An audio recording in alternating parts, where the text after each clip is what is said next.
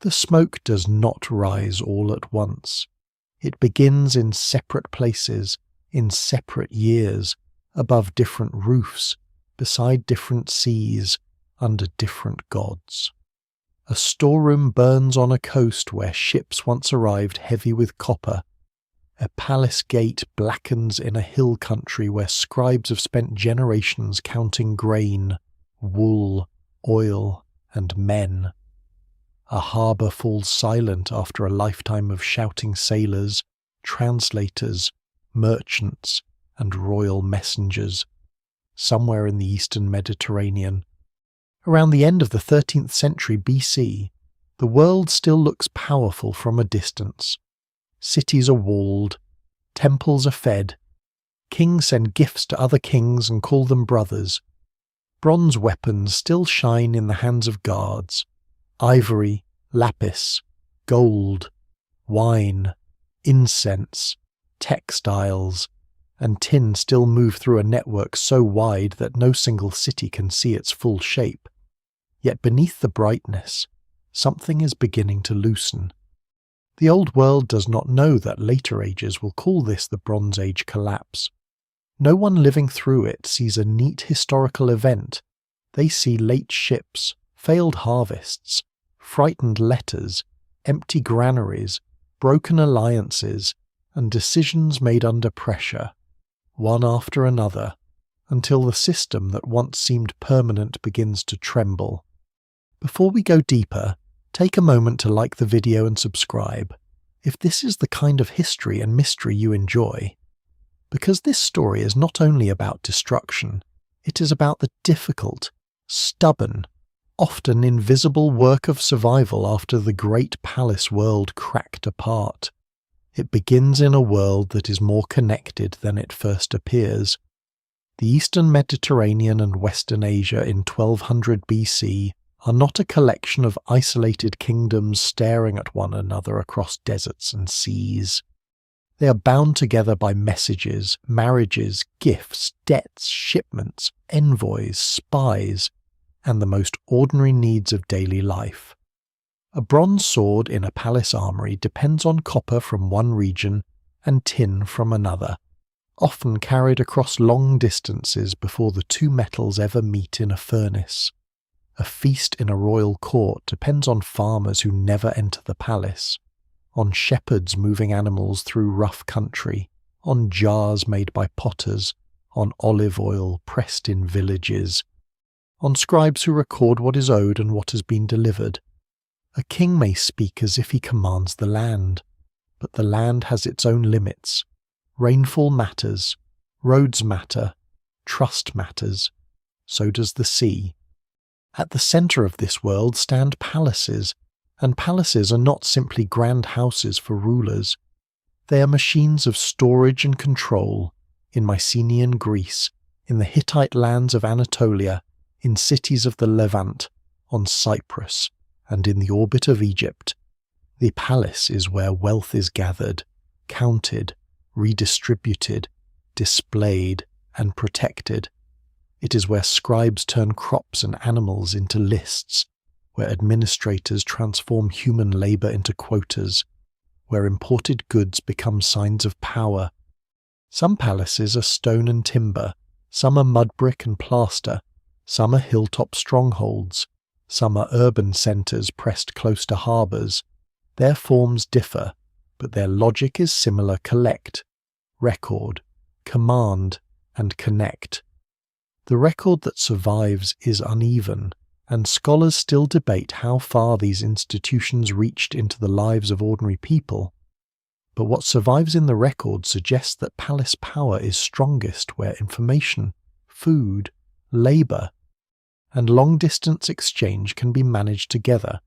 When that management works, it can create dazzling stability. When it fails, the failure can spread faster than anyone expects. The Eastern Mediterranean at this moment is a world of royal correspondence. Clay tablets carry the voices of rulers and officials across distances that feel enormous even by ship. In earlier archives, kings complain about missing gifts, negotiate marriages, ask for gold, request physicians, and remind one another of old obligations. Such letters can sound strangely human beneath the formal language of diplomacy. Great kings flatter and scold. Lesser rulers plead for help. Governors warn that enemies are near. The lesser-known surprise is how delicate this mighty world can seem when seen through its own paperwork.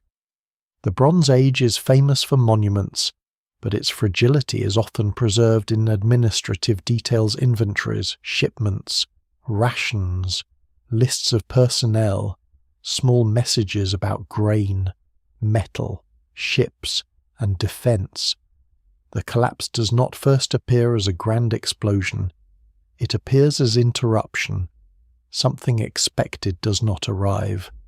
Someone who should answer remains silent. A city that should be secure asks for assistance. A ruler who once sent gifts now sends warnings.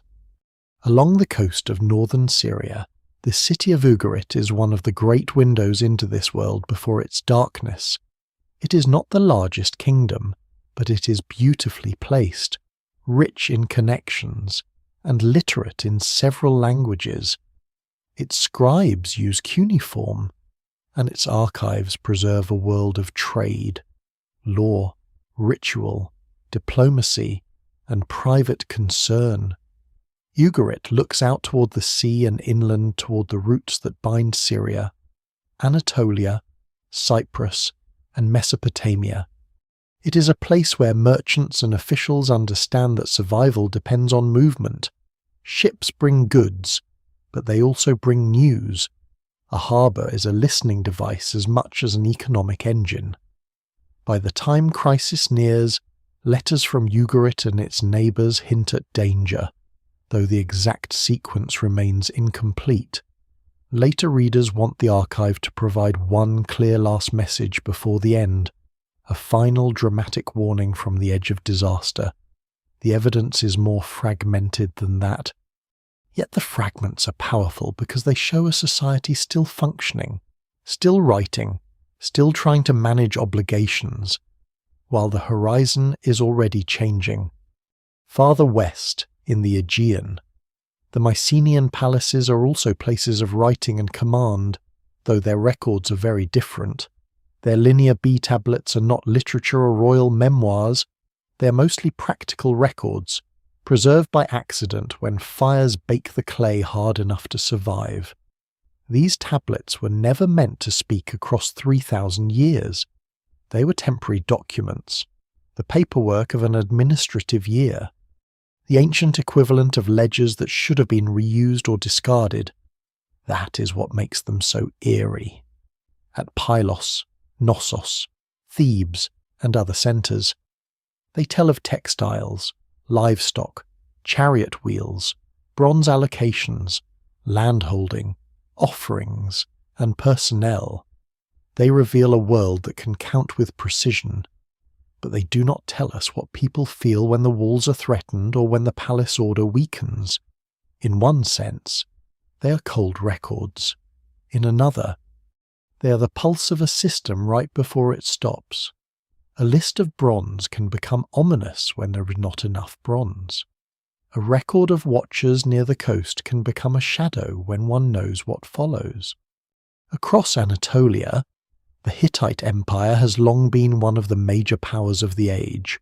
From its capital at Hattusa, it has projected authority through treaties, vassal kingdoms, military campaigns, and a complex political landscape that reaches into Syria and beyond. Hattusa itself is impressive walls, gates, temples, archives, and a royal centre built into a rugged highland environment. Yet even empires have logistical bodies, and those bodies can be stressed. The Hittite heartland depends on harvests, routes, subordinate rulers, and the ability to move resources through difficult terrain. Evidence from climate research has sharpened attention on severe drought in the years around the empire's end, though no single explanation fully accounts for this. Drought can weaken a state, but drought does not decide how officials respond. how rivals act, how subjects obey, or how armies move. Environmental stress becomes historical catastrophe only when it meets political tension, economic strain, and human decisions. To the south, Egypt still appears monumental, perhaps even eternal. The temples are huge, the inscriptions are confident. Pharaohs present themselves as defenders of cosmic order against chaos. In Egyptian royal art, enemies fall, kings triumph, and the world seems organized around the strength of the throne. But Egypt, too, is part of the same wider system. It needs grain, manpower, border security, and stable routes. It watches the Levant because the Levant is not distant scenery. It is a corridor of power. Egyptian texts from this period speak of movements of peoples and battles at land and sea. But those texts are royal documents shaped by ideology. They reveal real pressures, yet they also turn crisis into victory narrative. Egypt survives the Great Crisis better than many states, but survival is not the same as unchanged strength. A kingdom can endure and still contract. It can win battles and still become poorer. It can carve triumph into stone while its influence beyond the Nile Valley slowly thins. This is the key to entering the story correctly. The Bronze Age collapse is not a single night of fire. It is not one invasion, one drought, one earthquake, one rebellion, one failed harvest, or one mysterious army sweeping a peaceful world into ruin. It is a chain of stresses moving through an interconnected system. Some cities burn, some are abandoned, some shrink, some adapt. Some regions suffer heavily, while others transform in ways that are harder to see because the records become quieter. The phrase Dark Age can mislead if it makes the period sound empty. It is dark partly because the palace lamps go out and the archives stop speaking, not because human life stops. People continue to farm, herd, marry, worship, trade, remember, rebuild, and improvise. The story after collapse is therefore more difficult than the story of collapse itself. Fire leaves a dramatic layer in the ground. Survival often leaves smaller traces, a changed settlement pattern, a new kind of pottery, a reused ruin, a humble village where power no longer gathers in the old way. Around 1200 BC, no one knows that the age of great bronze kingdoms is approaching one of its turning points. A scribe pressing signs into clay is not writing for archaeologists. A sailor tying cargo in the hold is not thinking about systems theory. A farmer looking at a dry field is not witnessing collapse in the abstract. Each person sees only a local problem, a delayed shipment, a tax demand, a rumour, a shortage, a road that feels less safe than before. But from the distance of centuries, the pattern becomes visible. The palaces are still standing, but their foundations are no longer only stone. They are made of expectations that the rains will come, that ships will sail, that vassals will obey, that scribes can count what rulers can command, that the next harvest will cover the mistakes of the last. When enough of these expectations fail, civilization does not vanish. It changes shape, and in the first long shadow after the Bronze Age, the question is not simply why the old world fell, it is how anything survived at all. The first people to understand the disaster are not the people who live through it, but the people who dig into it, thousands of years after the smoke has vanished, after the names of local officials have been lost, after temples have become mounds and palaces have become broken stone. Archaeologists begin to notice that the late Bronze Age does not fade quietly everywhere. In place after place, the ground contains a dark interruption. It is sometimes a layer of ash, sometimes a scatter of collapsed mud brick, sometimes a floor sealed beneath burnt beams, sometimes a room where jars still stand as if the people who owned them expected to return. The fire layer is not a single line running neatly across the map. It is uneven, broken, debated, and sometimes misleading. Yet once scholars learn to read it carefully, it becomes one of the most haunting traces of the age, the moment when a living building becomes an archaeological deposit. A burned city has a strange way of preserving itself. Fire destroys wood, cloth, food, and flesh, but it can harden clay, seal rooms, and freeze objects in the positions they occupied during a final crisis.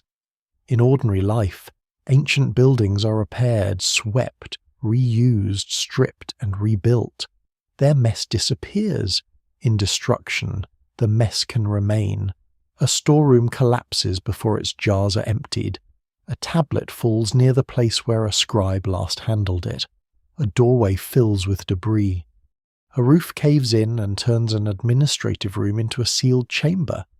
What survives in the record suggests not just violence or accident, but interruption. The most powerful clue is often not a weapon or a wall, but unfinished business, grain that has not been moved, tools left in place, records baked by flames that no one intended to preserve.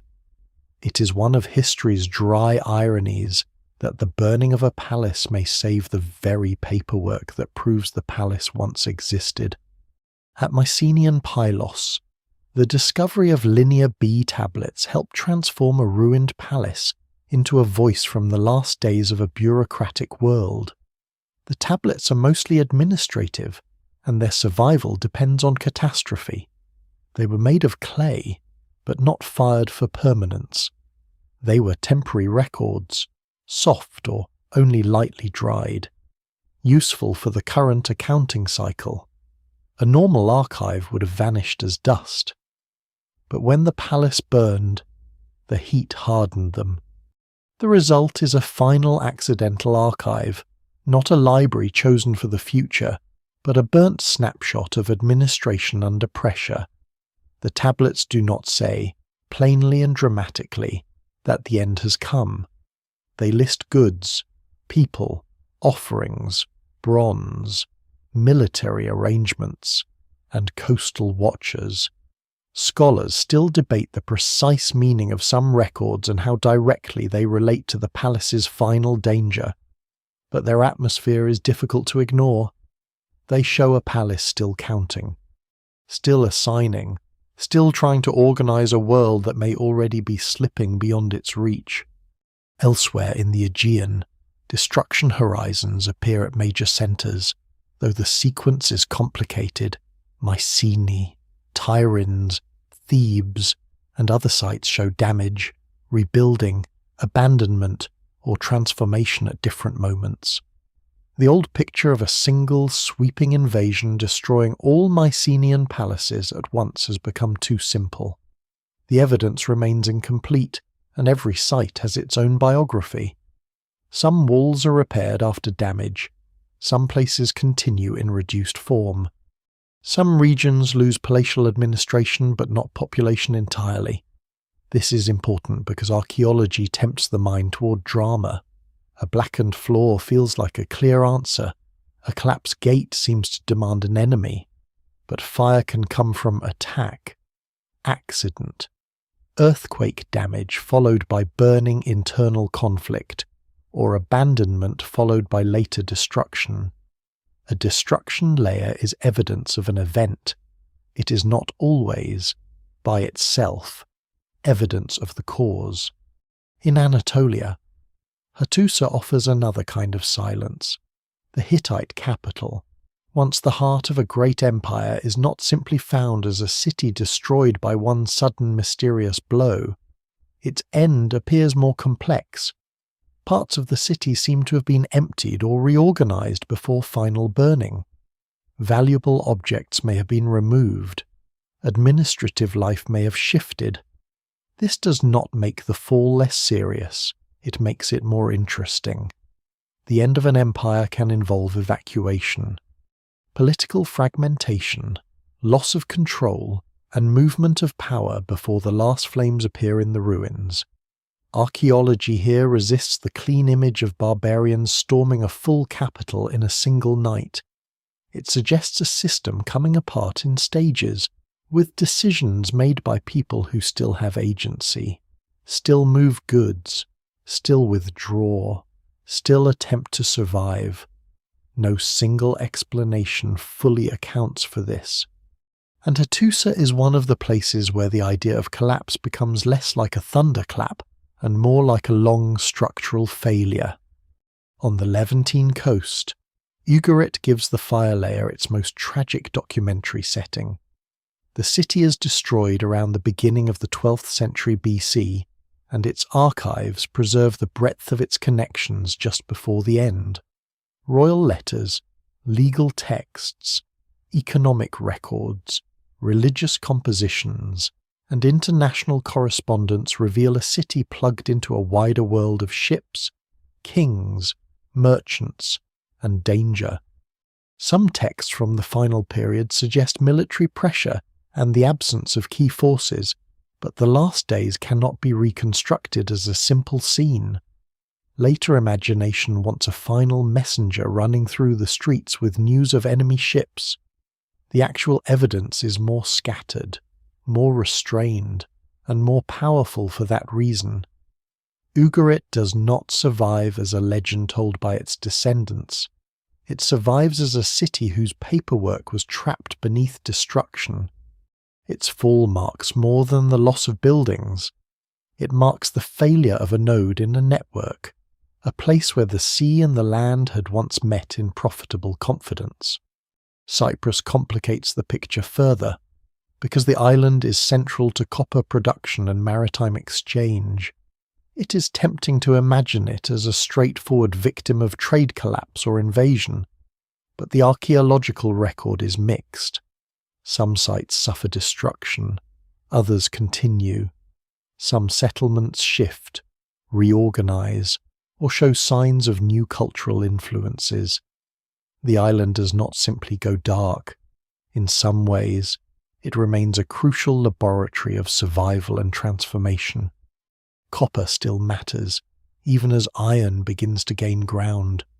Maritime routes do not vanish overnight, even when they become more dangerous or less predictable. The evidence from Cyprus reminds us that collapse is rarely experienced evenly. A palace may fall while a village adapts. A port may burn while another harbour becomes more important. A region may lose one kind of international order and develop another. The same caution applies across the southern Levant. Archaeologists have found destroyed cities, abandoned sites, changing settlement patterns, new pottery traditions, and evidence for groups who become important in the Iron Age. But the map is not one blanket of flame. It is a mosaic. Some places show severe destruction, some show continuity, some reveal newcomers or new cultural expressions, some suggest local populations reorganizing under changed conditions. The famous names that later dominate the region: Philistines, Israelites, Arameans, Phoenicians, and others do not all emerge in the same way or at the same speed. In the ground, identity is rarely simple. A cooking pot, a house plan, a burial custom, or a food habit can suggest cultural change, but it does not speak in a single voice. Scholars still debate how to connect material culture with migration, political identity, language, and memory. The fire layer opens the mystery, but it does not solve it. This is why the first great clue to the Bronze Age collapse is also the first warning against easy answers. Burned cities are dramatic, but they are not identical. Broken tablets are eloquent, but they speak in fragments. Abandoned temples suggest crisis, but they may conceal decisions made over years. The old world did not fall with the same sound everywhere. In some places there was violence, in some places withdrawal, in some places decentralization, in some places resilience that left fewer inscriptions because no king stood above it to boast. The scale of the crisis becomes visible not through one ruin, but through the repetition of interruption across regions that had once been bound together. Ash appears in one place, silence in another, changed pottery in another, lost writing in another, new villages in another. Each clue is local. Together, they reveal a world system under pressure. And yet, beneath the ash, life continues. This is the detail that keeps the story from becoming a simple funeral. Archaeology finds destruction because destruction preserves itself well. Survival is quieter. It hides in rebuilt walls, in smaller houses, in reused stones, in modest storage pits, in fields still worked after royal archives disappear. The people who endure the collapse do not necessarily leave grand texts explaining their endurance. They leave traces that must be read patiently. After the fire layer comes the harder evidence, the world below the palaces, the networks that break, the households that adjust, the communities that find ways to live without the old guarantees. The burnt ruins show that something terrible happened. They do not show, by themselves, how civilization survived. For that, the story has to move from the dramatic remains of destruction into the living system that made the Bronze Age possible in the first place. The world that begins to break is not primitive, isolated, or simple. It is a web of dependencies so wide that a shortage in one place can become anxiety in another, and a political crisis beyond the horizon can arrive as an empty dock, a missing caravan, or a royal gift that never comes. The late Bronze Age is sometimes imagined through its most visible objects: chariots, swords, palace walls, golden cups, carved ivories, and the hard gleam of bronze. But its deeper strength lies in connection. A kingdom does not have to produce everything it needs, because other lands can supply what it lacks. That is the promise of the system. It is also the danger. Once enough links weaken at the same time, wealth becomes dependence, and dependence becomes exposure. Bronze itself carries the secret. Copper is abundant in some places, especially Cyprus, whose very name later becomes tied to the metal. Tin is far more elusive. It must travel from distant sources, through routes that change across time and remain debated by scholars. A bronze blade, then, is never just a blade. It is a map in metal. It remembers miners, merchants, pack animals, ships, ports, guards, weights, treaties, and trust, before a warrior can hold it, before a palace can store it. Before a king can boast of arming his men, a chain of exchange has to work. If copper moves but tin does not, bronze production falters.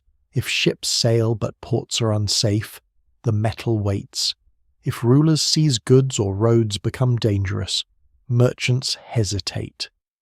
What survives in the record suggests that the Bronze Age economy is not modern in scale, but it is deeply interdependent.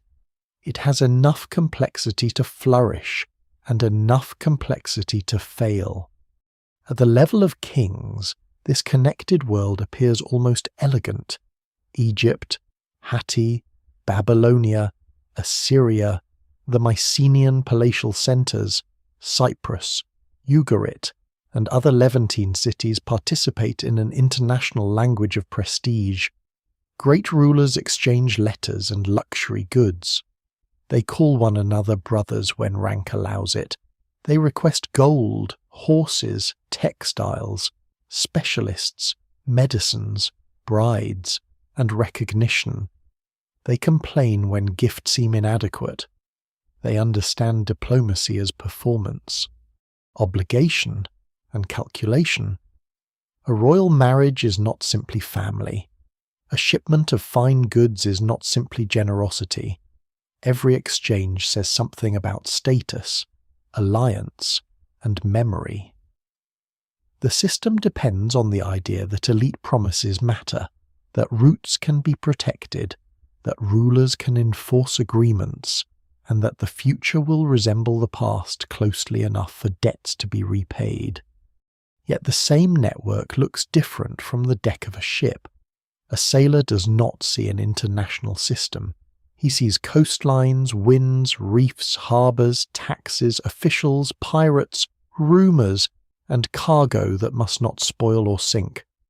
The Eastern Mediterranean is a sea of movement, but movement is never effortless. Ships depend on seasons and skill. Harbours depend on local protection. Cargoes depend on standardized weights and recognizable forms of value. A merchant arriving at a port must believe that the agreement made yesterday will still be honored tomorrow. This is one of the lesser-known pillars of the Bronze Age world, not only power, but predictability. If every port becomes uncertain, trade does not need to stop completely to cause damage. It only needs to slow, become riskier, costlier, more irregular. In a palace economy built on counted inputs and expected deliveries, irregularity can be dangerous. Grain is another quiet thread in the web. The great kingdoms are not fed by glory. They are fed by harvests. Grain moves from fields to storage, from storage to workers, soldiers, dependents, temples, and courts. In good years, storage can make the state look wise and powerful. In bad years, storage becomes a test of legitimacy. The palace can redistribute food, but only if food has first been gathered. A drought does not automatically destroy an empire. And scholars still debate the scale and timing of climatic stress in different regions. But repeated poor harvests can strain every relationship at once. Farmers have less to surrender, officials have less to count, labourers have less to receive. Armies become more expensive to maintain. Dependent populations become harder to satisfy. The rich may still feast for a while, because wealth buffers crisis, but the buffer is not infinite. A dry field can become a political fact. This is where the elegance of the Bronze Age system begins to show its hidden fragility. The palace is powerful because it concentrates resources, but concentration means that many people look toward the centre for orders, payment, protection, and food. When the centre functions, it gives shape to society. When it falters, the failure is felt far beyond the royal court. A village may have survived many bad seasons before the rise of palatial control, but under palace administration its obligations are tied into a larger machine. It may owe grain, labour, animals, textiles, or service. A smith may depend on metal allocations from the palace. A scribe may depend on the existence of an office that has reason to write. A soldier may depend on rations. A shipbuilder may depend on royal demand. The palace does not simply sit above the economy. It reorganizes expectations throughout it.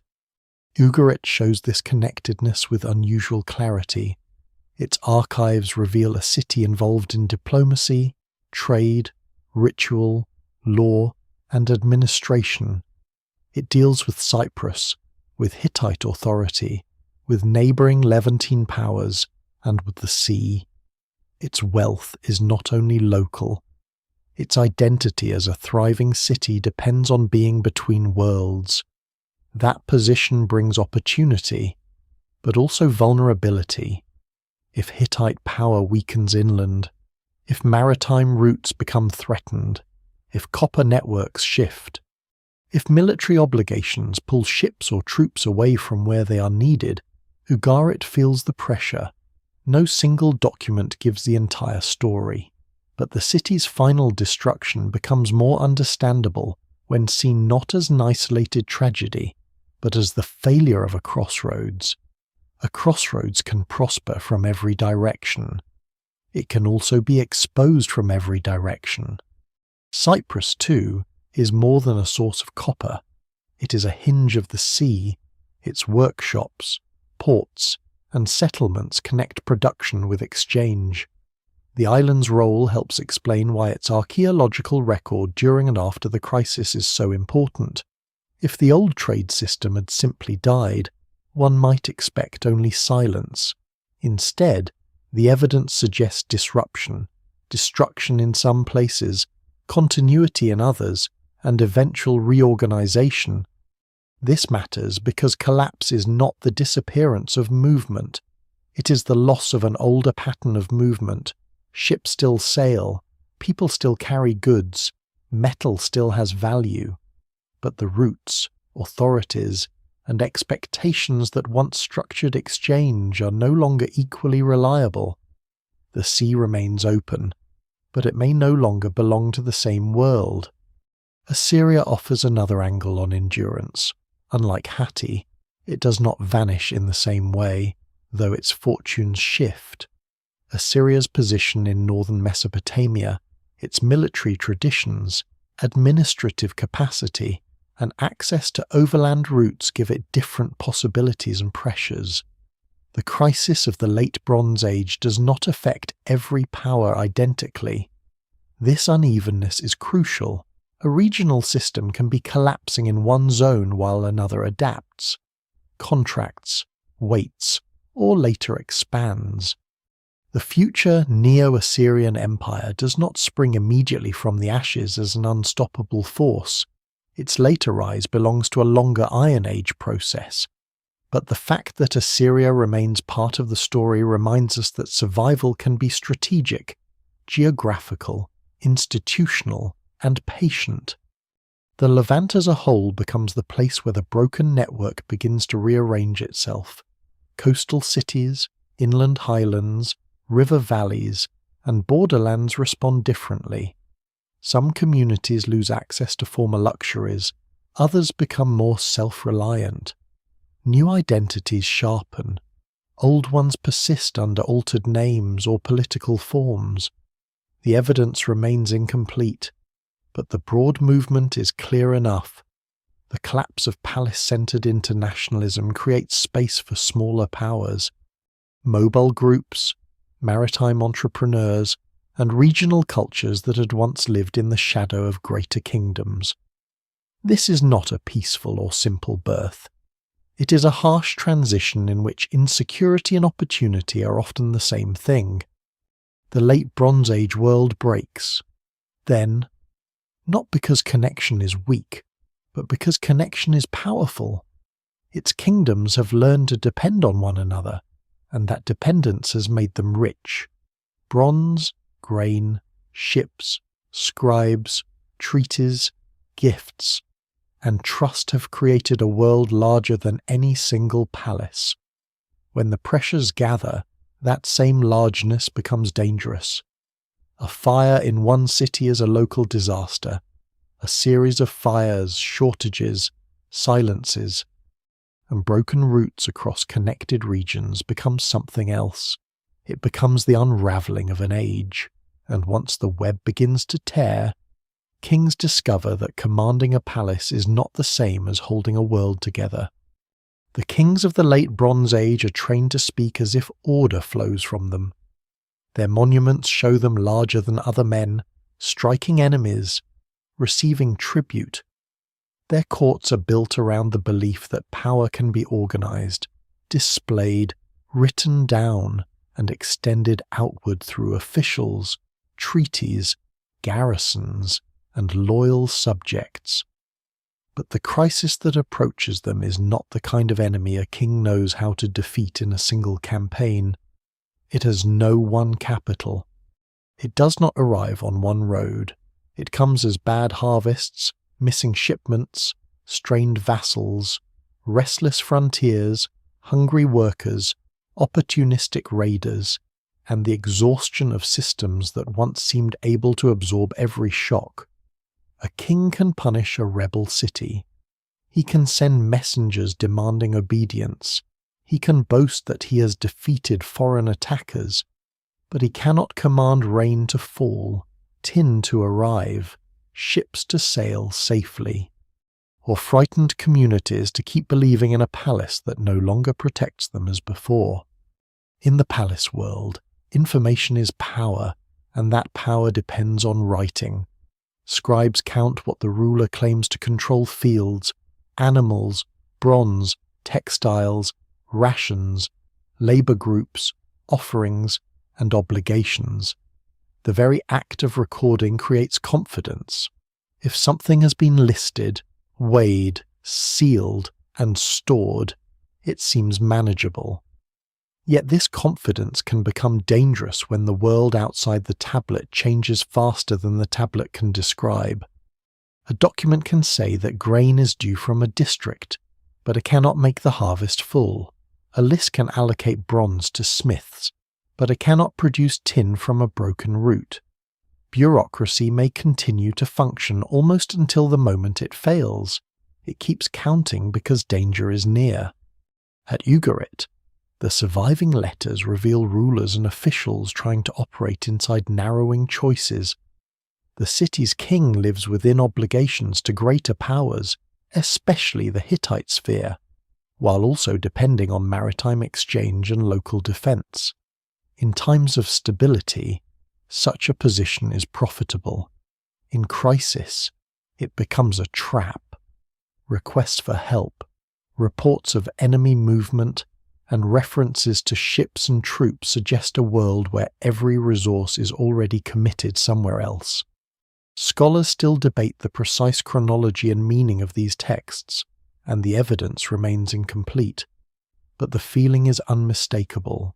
The old language of command is still being used while the old conditions for command are disappearing. A ruler may know that danger is coming and still be unable to gather the ships, soldiers, grain, or allies needed at the right moment. The Hittite king faces a larger version of this problem. The Hittite Empire is not a compact state with every village directly tied to the capital in a simple chain. It is a political landscape of heartland, frontier, vassal kingdoms, rival dynasties, treaties, military obligations, and fragile loyalties. Its strength lies in its ability to bind many regions into one imperial order. Its weakness lies in the same fact. When conditions worsen, the ruler must manage not one crisis, but many. A vassal may delay tribute, a border may require troops, a rival may sense weakness, food shortages may strike the heartland, court politics may sharpen. The empire's final disappearance from central Anatolia does not look like one clean defeat recorded by its enemies. It looks more like political disintegration, movement, abandonment, and the survival of Hittite and Luwian traditions elsewhere after the imperial center loses its grip. No single explanation fully accounts for this. But the pattern suggests that the king's problem is not merely invasion.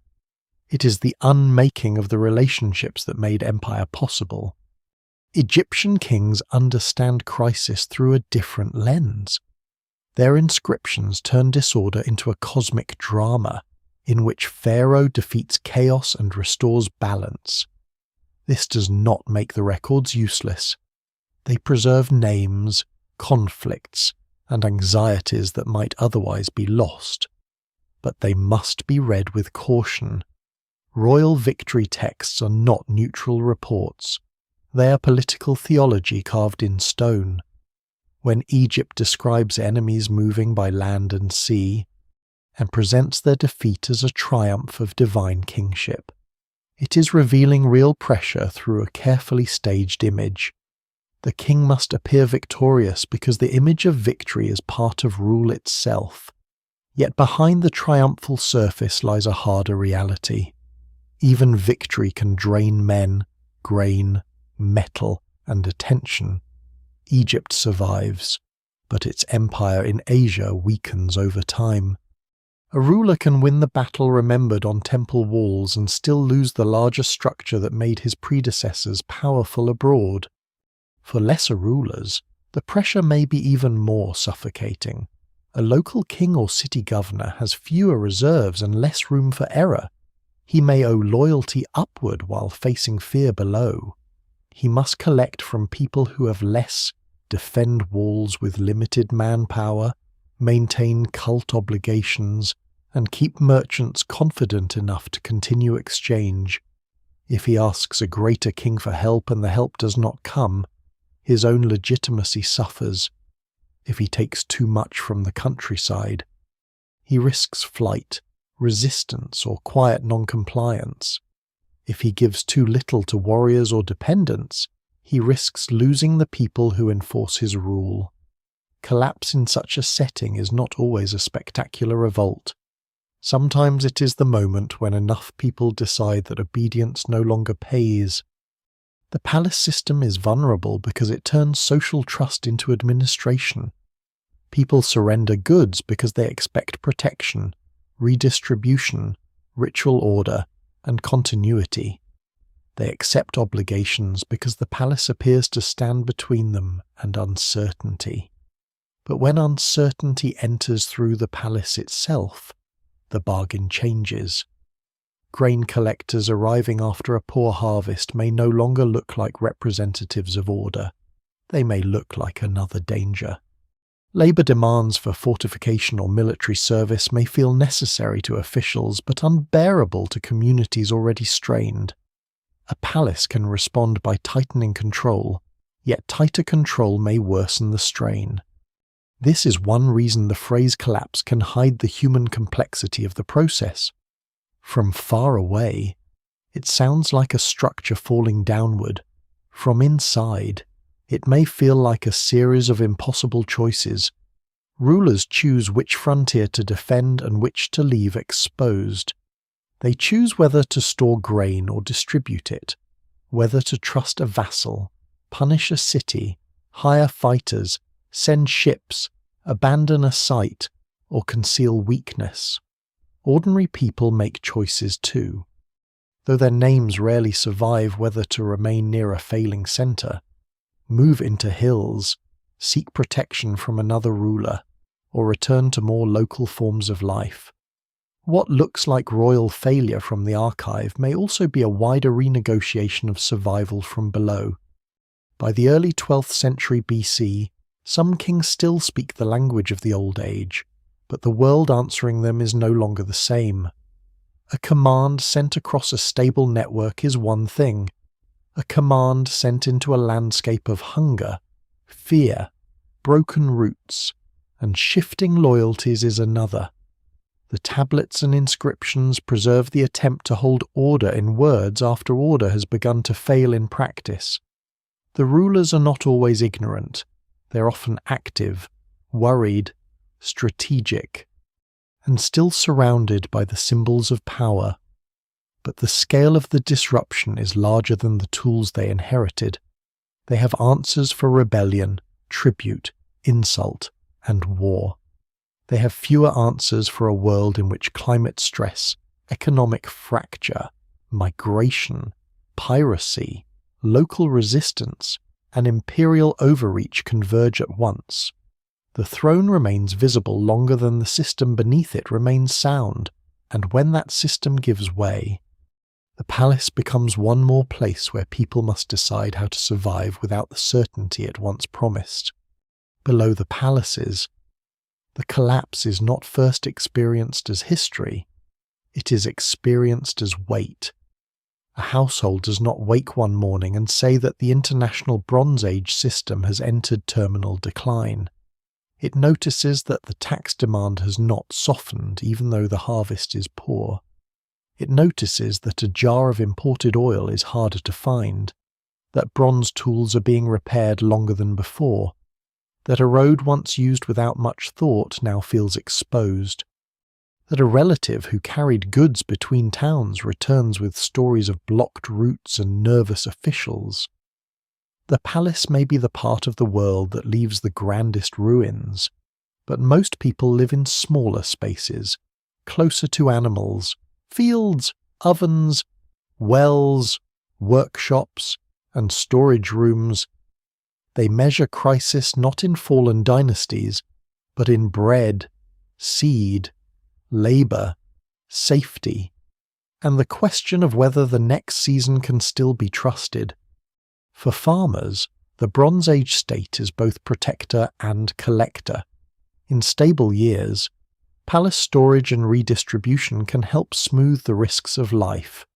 Grain stored in central facilities, offerings to temples, organised labour, and regional administration all suggest a world where agricultural production is tied to institutions larger than the village. But this relationship is never equal. The palace has scribes, guards, seals, and officials. The farmer has land, tools, animals, family labour, and weather. If the rains come, the arrangement may hold. If they do not, obligation becomes a sharper thing. What survives in the record suggests that agricultural life in this period is highly adapted to local landscapes, but also vulnerable to repeated stress. Fields of barley and wheat, groves of olives, vines, pulses, sheep, goats, and cattle all form part of the wider economy. The collapse does not remove these things. It changes the pressures around them. A drought year is not automatically a catastrophe. Ancient communities know variability. They store, diversify, move animals, rely on kin, adjust consumption, and endure. The danger comes when bad years overlap with demands from above and instability around them. Seed grain eaten in desperation cannot be planted. Draft animals lost or weakened cannot plough as effectively. Labour pulled away for defence or construction cannot work the fields at the right time. A small shortage can become a larger shortage when every part of the system is already strained. Scholars still debate the scale of climatic stress across different regions, and the evidence remains incomplete, but the human logic is clear. A village can survive hardship. It is much harder to survive hardship while also feeding a palace, supporting troops, meeting ritual obligations, and losing access to the exchange networks that once brought tools, salt, metal, or prestige goods. In workshops, the crisis has a different texture. A bronze smith depends on metal. He may be skilled, respected, and essential, but skill cannot replace missing tin. Bronze objects do not vanish overnight. They are repaired, recycled, melted down, stretched further. A broken tool becomes a source of metal. A damaged weapon becomes raw material. The quiet economy of reuse becomes more important when supply becomes uncertain. This is one of the less dramatic but revealing signs of a world under pressure, not only what people make, but how long they keep using what they already have. A palace can allocate bronze to smiths, as tablets show in some Mycenaean contexts, but allocation also reveals scarcity. When administrators are counting metal carefully, the shine of bronze begins to look less like abundance and more like anxiety. For sailors and merchants, the change may be felt as risk. The sea does not close, but it becomes less predictable. A ship still carries cargo from one coast to another, but the old assurances weaken. A port may no longer be protected by the same ruler. A harbour official may demand more. A route may be threatened by raiders or political rivals. A city that once paid reliably may now be desperate. Trade in the ancient world depends not only on goods, but on confidence. When confidence declines, movement can continue and still become poorer, narrower, and more dangerous. This is why the end of the Palace Age does not mean the end of exchange. Instead, exchange becomes more localized in some places, more opportunistic in others, and eventually reorganized under new maritime actors. But for a person living through the transition, that future is invisible, What is visible is the missing cargo. Scribes are among the most haunting casualties of institutional collapse, though not because writing itself is destroyed as an idea. Writing survives in some regions, changes in others, and later flourishes in new forms. But certain scripts and administrative habits depend on the institutions that use them. Linear B in the Aegean is the clearest example. It is a tool of palace administration, not a general public script. When the palatial system disappears, the script disappears too. The people do not stop speaking Greek, and memory does not vanish. But the written administrative voice falls silent for centuries. This silence can make the following period seem darker than it was. A village without tablets may still be alive, adaptive, and culturally rich. It simply does not leave the same kind of record. History often confuses silence with absence, and the centuries after 1200 BC warn against that mistake. In households, survival requires flexibility. People store food in jars and pits, mend clothing, maintain tools, tend animals, grind grain, cook, weave, and manage the small economies that rarely appear in royal inscriptions. Women's labour, household production, and local exchange are central to continuity, though the evidence often preserves them indirectly through loom weights, spindle whirls, ovens, grinding stones, and domestic architecture.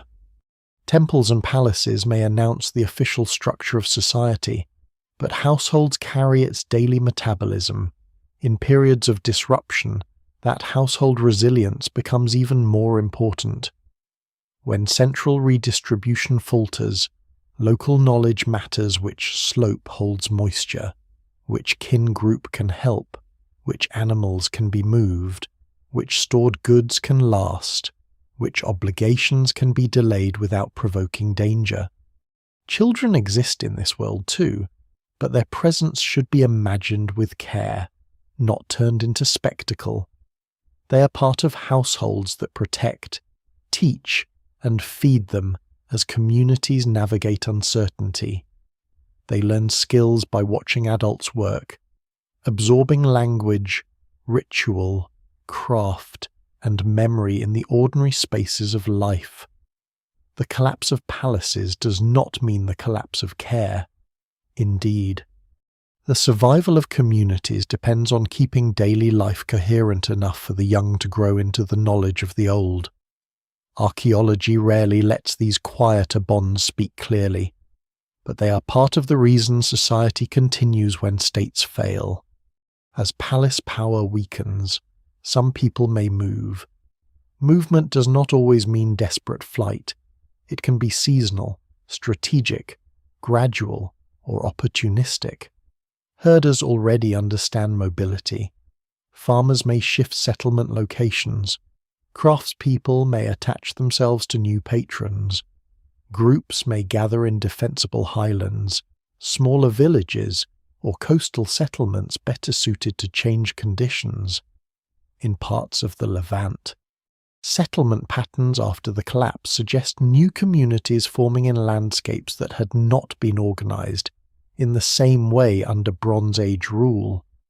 The identities later known from texts: Israelites, Philistines, Arameans, Phoenicians. Neo-Hittite groups grow out of complicated mixtures of continuity, migration, adaptation, and political change.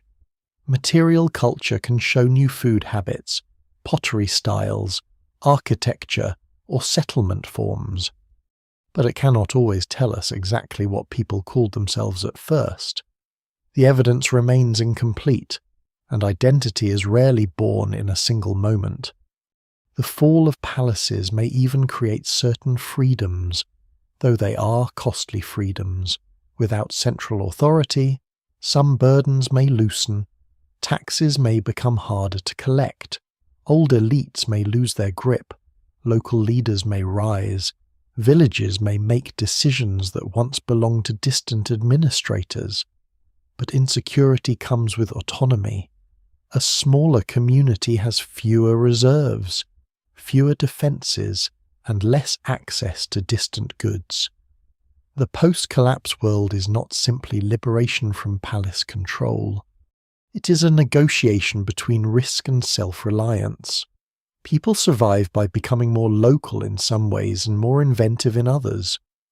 This is why civilization survives the first Dark Age not only through kings, armies, and inscriptions, but through habits older than the palace itself: planting, herding, cooking, storing, repairing, remembering roots, honouring the dead, teaching skills, forming alliances, and adapting to a changed landscape all continue beneath the level of royal history. The palaces burn brightly in archaeology because their destruction is dramatic. The households endure more quietly because endurance leaves softer marks. Yet after the smoke clears, it is these quieter marks that matter most. A world of great kings is breaking, but human life is not waiting for kings to return before it continues.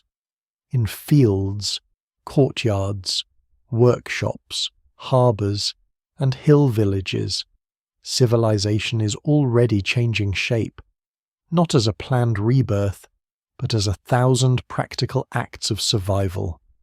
In the old stories of the collapse, the sea peoples often appear like a storm with human faces. They come out of the horizon, nameless and unstoppable, burning cities, toppling empires, and ending the Bronze Age in a single violent surge. It is a powerful image, which is exactly why it has lasted so long. It gives the catastrophe a shape. It gives the fire layers an attacker. It turns a tangled century of drought, political fracture, trade disruption, migration, local rebellion, and military crisis into one moving enemy. But the closer the evidence is examined, the more the sea peoples become less like a single invading nation and more like a problem the ancient world struggled to name. The phrase sea peoples is modern. The people living in the 13th and 12th centuries BC did not use it as a single ethnic label in the way modern audiences often imagine. The term is drawn largely from Egyptian records, especially inscriptions and reliefs of Merneptah and Rameses III, where groups such as Shurdan, Shekelesh, Peliset, Cheka, Denyen, Weshesh, and others appear in contexts of conflict, migration, and foreign threat. These records matter enormously, but they must be handled carefully. Egyptian royal inscriptions are not field reports. Their purpose is to show Pharaoh defeating chaos and preserving cosmic order. They contain historical information, but they arrange that information inside a political and religious performance. The enemies are made legible through Egyptian eyes, and Egyptian eyes are never neutral. The most famous images come from Medinet Habu, where Rameses III presents himself as the defender of Egypt against enemies arriving by land and sea. The scenes are dramatic ships locked in battle, foreign warriors, ox carts, weapons, and the king towering above the struggle. For a long time, these images encourage the idea of a vast migration wave crashing into the eastern Mediterranean. There may be real migration behind part of the record, since some groups seem to move with households and possessions, not merely as temporary raiders, but the evidence remains incomplete. Egyptian reliefs compress events, stylize enemies, and turn complicated human movement into a victory tableau. The names themselves are tantalizing because some appear to echo later or neighboring peoples, though not always securely. The Peliset are often connected with the Philistines, who become prominent in the southern Levant after the collapse. The Shurdan have been linked by some scholars to Sardinia, the Shekelesh to Sicily, the Denyen to various Aegean or Anatolian possibilities, but many of these identifications remain debated.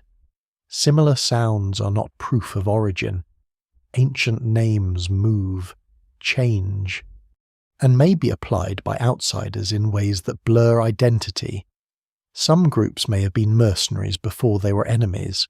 Some may have included displaced people, warriors without stable patrons, maritime raiders, families seeking new land, or coalitions formed temporarily by crisis.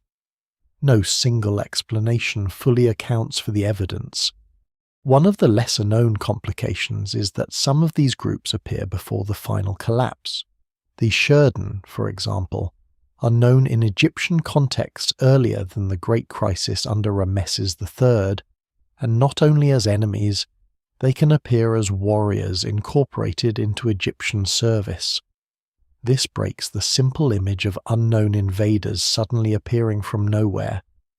The late Bronze Age world already contains mobile fighters, mercenaries, seafarers, and mixed military communities. Palaces and kings use such people when it suits them.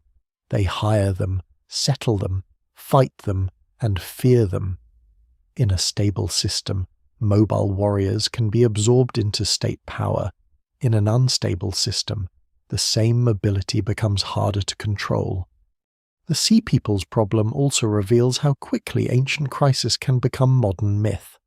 Popular versions sometimes imagine a mysterious lost civilization, an Atlantic empire, or a single hidden homeland sending armies eastward.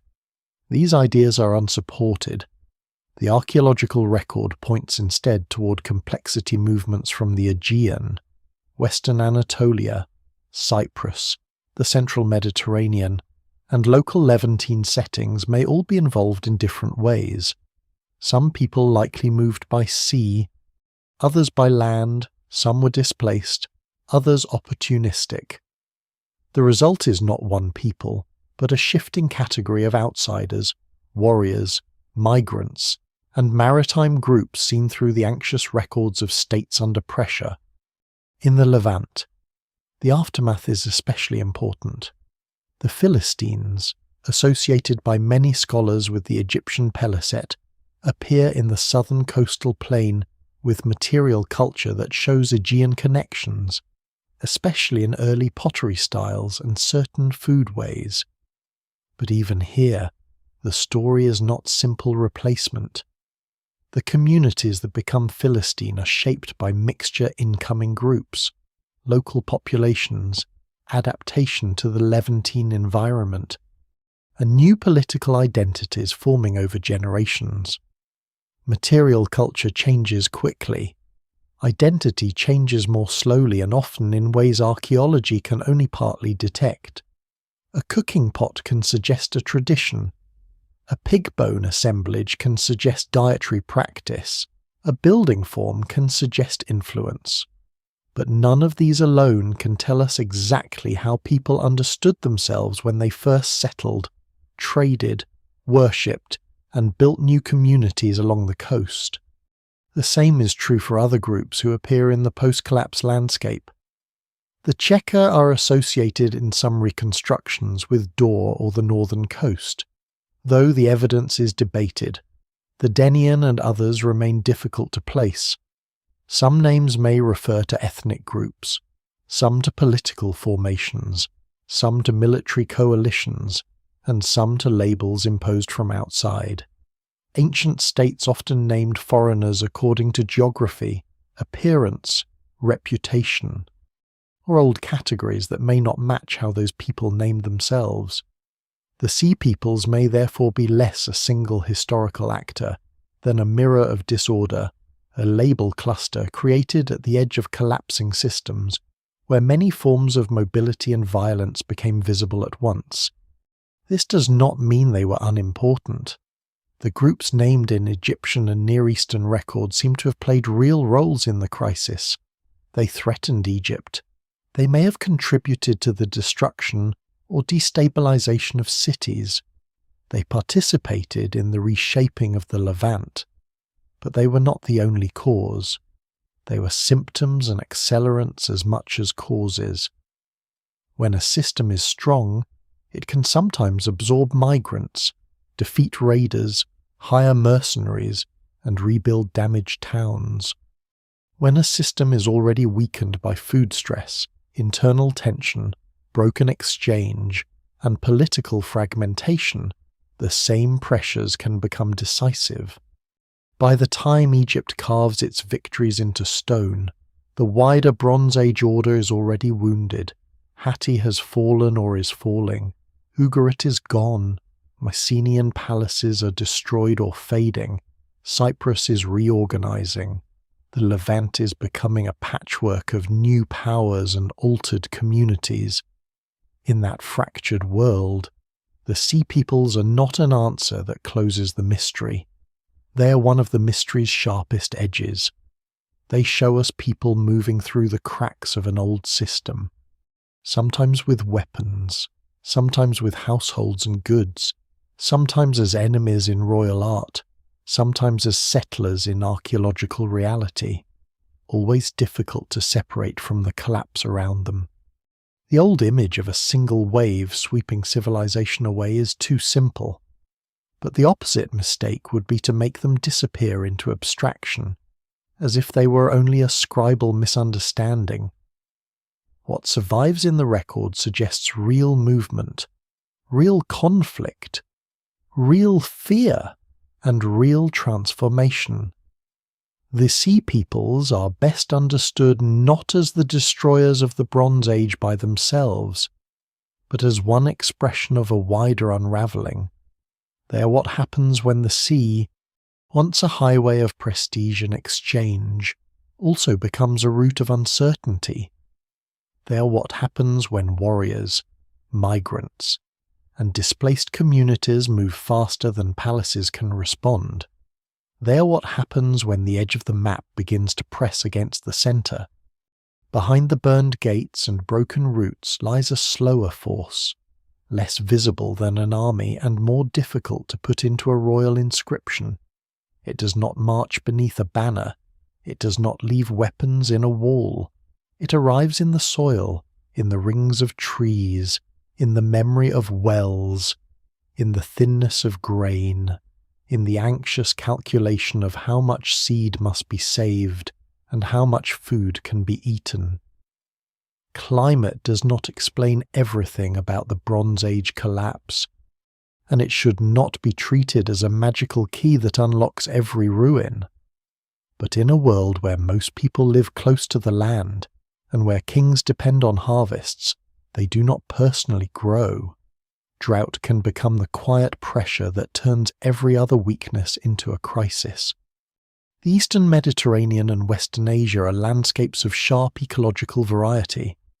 A short journey can carry a person from coastal plains to uplands, from river valleys to dry steppe, from olive groves to grazing lands, from heavily farmed zones to regions where rainfall is always uncertain. Ancient farmers are not helpless before this variability. They know how to work with risk. They plant cereals suited to local conditions. They tend vines and olives where the climate allows. They move sheep and goats through seasonal pastures. They store grain against bad years and use social ties to survive shortage. But adaptation has limits. When dry conditions persist, when rains fail at the wrong time, when several regions suffer together, and when political demands do not shrink with the harvest, resilience can be pushed beyond its old boundaries. For a long time, drought was one of the suspected causes of the collapse, but suspicion alone is not evidence. Modern research has brought new tools to the question tree rings, pollen cores, lake sediments, speleothems, isotope studies, and other traces that preserve ancient environmental change. Some studies point towards severe dry episodes around the end of the late Bronze Age, including evidence from Anatolia that suggests a short but intense drought near the time of the Hittite Empire's final crisis. Other studies suggest broader patterns of aridification or climatic instability affecting parts of the Eastern Mediterranean. Scholars still debate the timing, extent, and social impact of these signals, because climate evidence is regional, complex, and not always easy to match year by year with archaeology. Still, the broad lesson is hard to ignore. The crisis unfolded in a world where environmental stress was real, and in some places it may have been severe enough to push already strained systems toward failure. The Hittite case is especially revealing because the empire's heartland sits in central Anatolia, a region where agricultural success can be vulnerable to rainfall fluctuations. Hattusa is not surrounded by the endless dependable abundance imagined in royal ideology. It is an imperial capital in a demanding landscape. The empire can draw resources from subject territories, but that very structure creates dependence on transport, tribute, loyalty, and administration. If drought strikes the heartland, the state may look outward for grain. If drought or unrest also affects the provinces, the problem multiplies. If roads are insecure, if vassals become unreliable, if rival powers press at the edges, then food shortage becomes more than hunger. It becomes imperial weakness. No single explanation fully accounts for the end of the Hittite Empire, but drought offers one plausible pressure that would have made every political problem harder to solve. In the Levant, climate stress would have played out differently. Coastal cities, inland towns, highland settlements, and semi-arid zones each had their own vulnerabilities. A port city could import grain if ships were moving and trade remained trustworthy. A highland village might survive by shifting crops, relying on herds, or reducing dependence on distant authority. A palace centre with large dependents could suffer if stored supplies ran low. The evidence remains incomplete. But what survives suggests that communities did not all respond in the same way. Some places were damaged or abandoned, others adapted. Some economic strategies changed. In a long crisis, agriculture is not a passive background. It is where political history touches the body bread: oil, wine, animals, seed, and labour. The social effects of drought are often indirect. A bad harvest does not simply mean less food, it changes relationships. A ruler who demands the same amount of grain after a poor season risks resentment.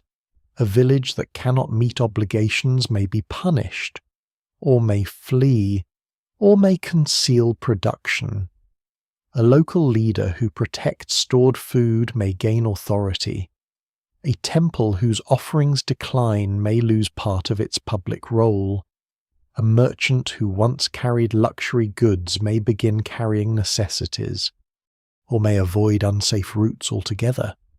In a palace economy, food is not just food.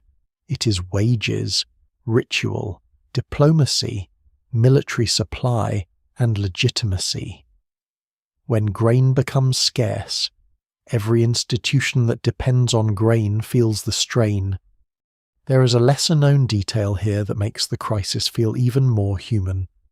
Ancient food systems are not only about cereals, olives, grapes, pulses, sheep, goats, and cattle all belong to the survival landscape, and each responds differently to stress. Olive trees can endure conditions that would destroy a grain crop, but they take years to mature and cannot instantly replace lost harvests. Grapevines can survive in marginal conditions, but wine is not bread.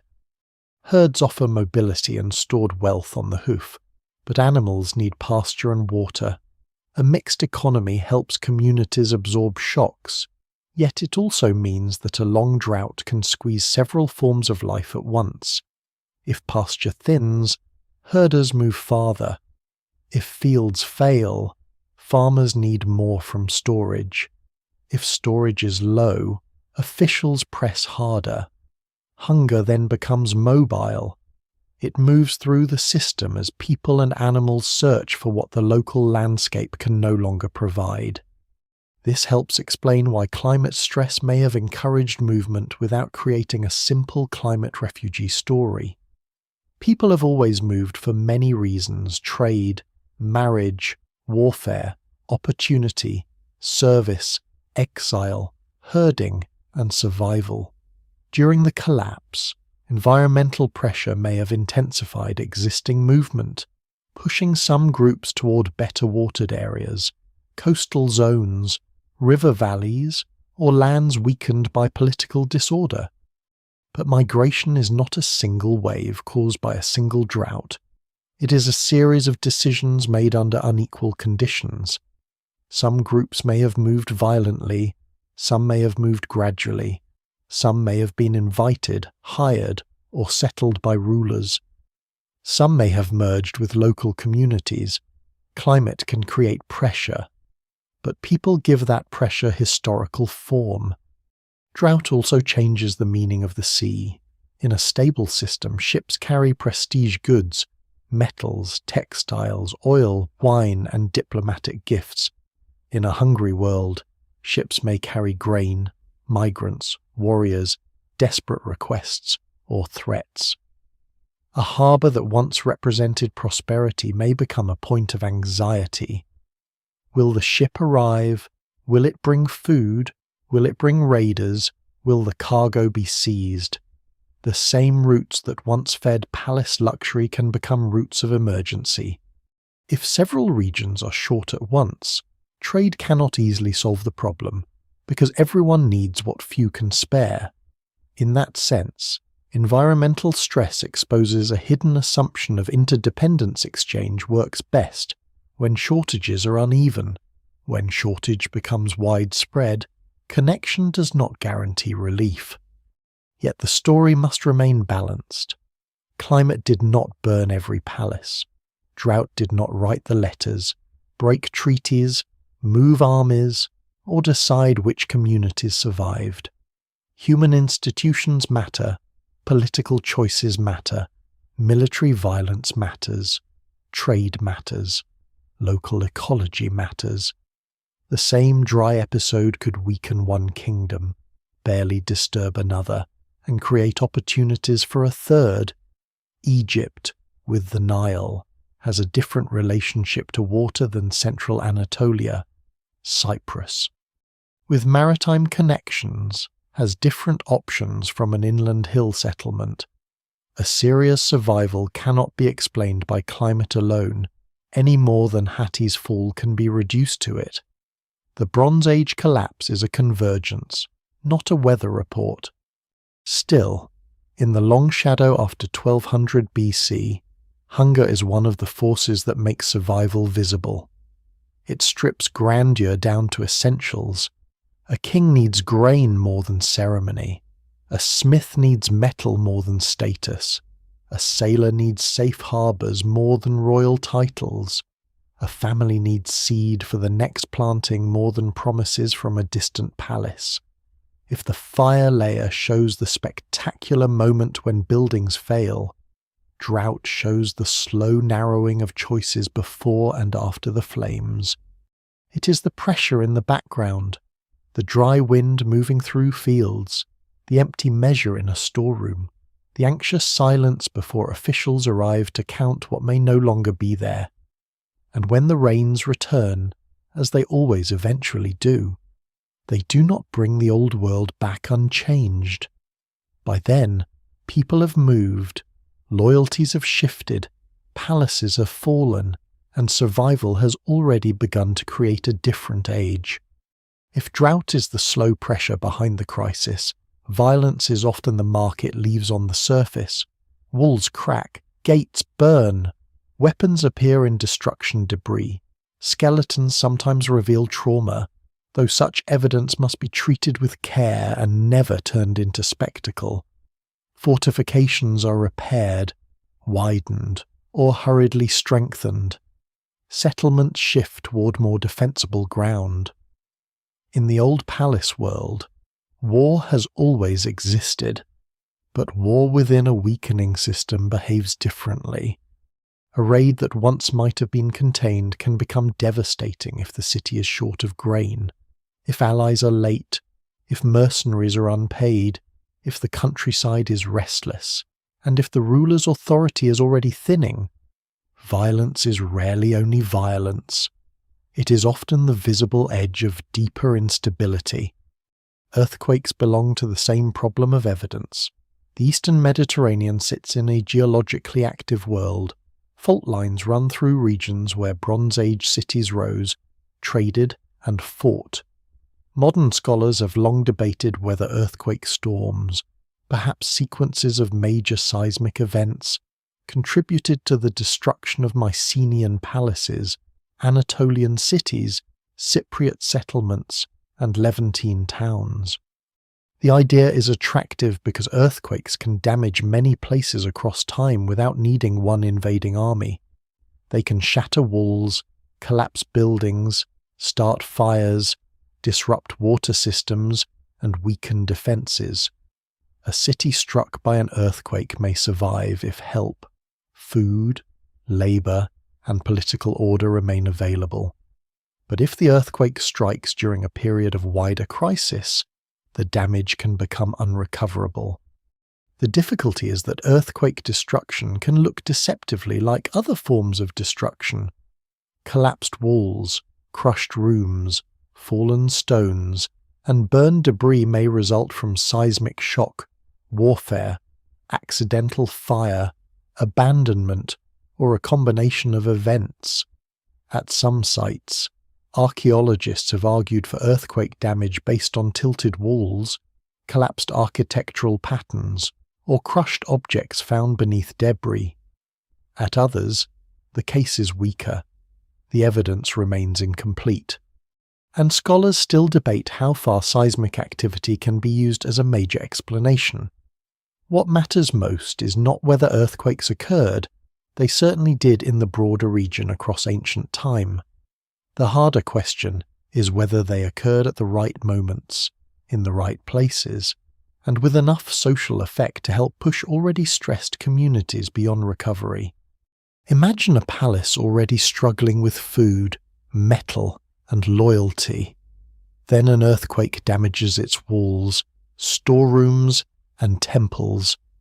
The event itself may last only moments, but the consequences extend through seasons. Labor must be diverted to repair. Stored goods may be lost. Ritual order may be shaken. Enemies may notice weakness. Dependent communities may wonder whether the gods, the king, or the whole structure of authority has failed. A palace with deep reserves can rebuild and turn reconstruction into a display of power.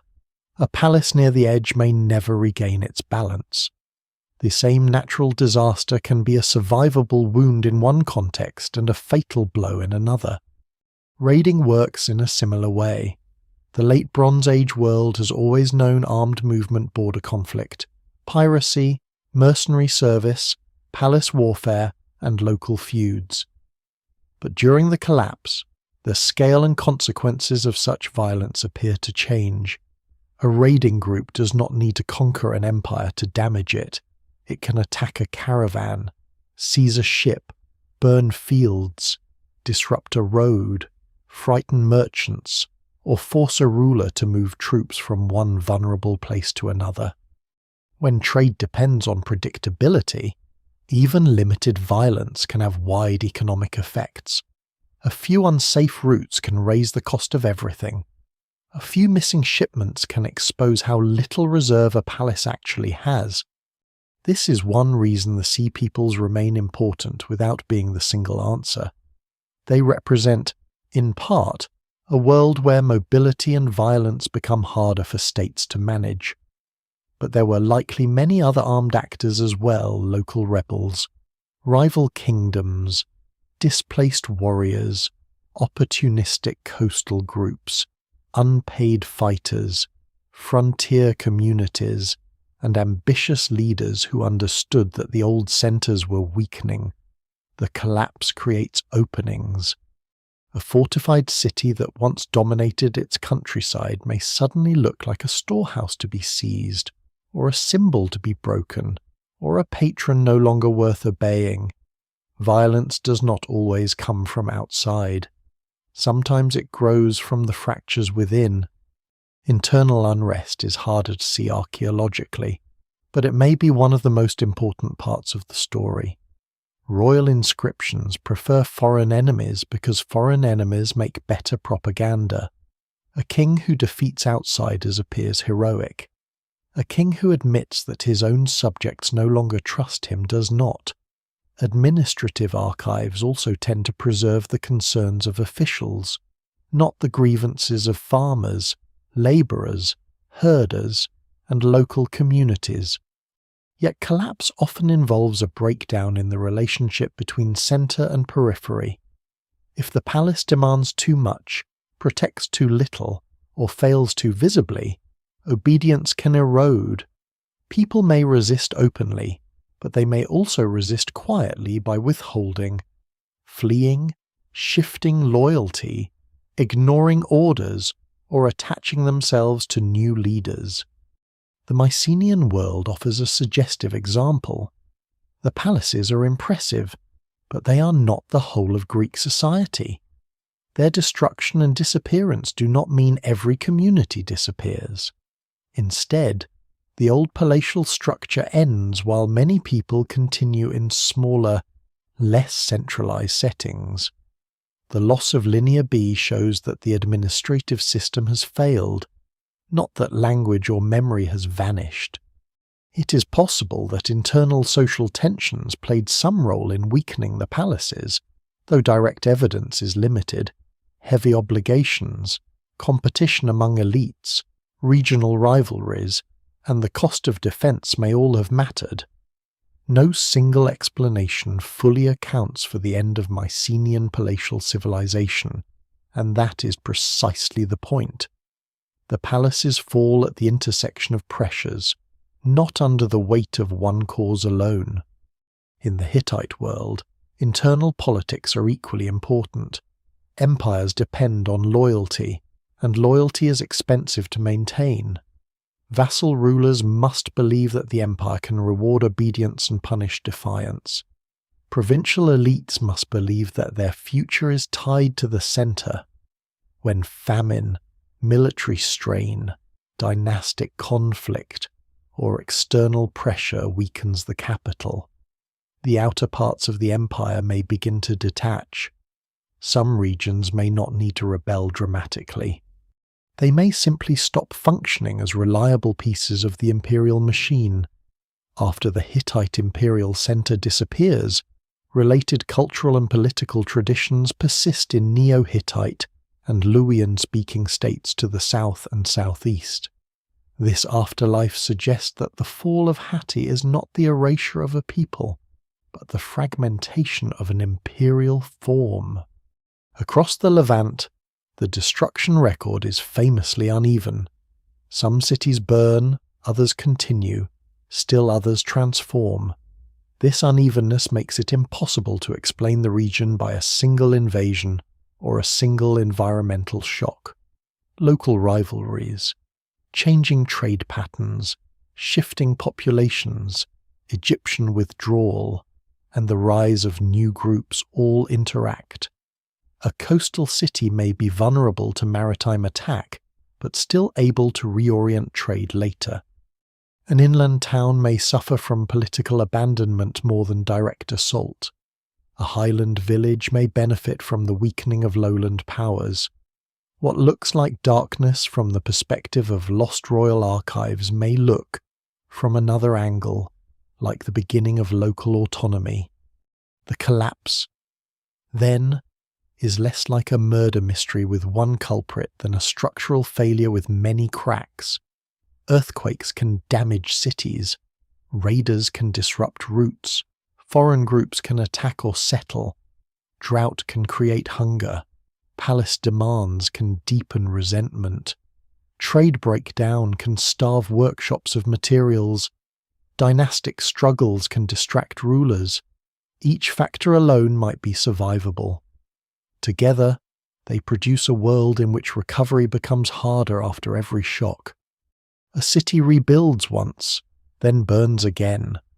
A ruler defeats one enemy, then faces a grain shortage. A merchant finds another route, then that route becomes unsafe. A village endures one bad year, then faces another demand from the center. This is why the Bronze Age collapse remains so compelling. It refuses the comfort of simplicity. It shows civilization not as a single wall that falls when struck, but as a network of relationships that can weaken quietly before the visible break. When enough relationships fail at once between ruler and subject, palace and village, coast and inland, climate and harvest, road and trader, king and vassal, the old order loses its ability to repair itself. Destruction layers show where the break became visible. The deeper collapse happened in the spaces between them, in the strained connections that no inscription could fully command. Egypt enters the crisis with the greatest advantage any Bronze Age kingdom can possess: a river that returns.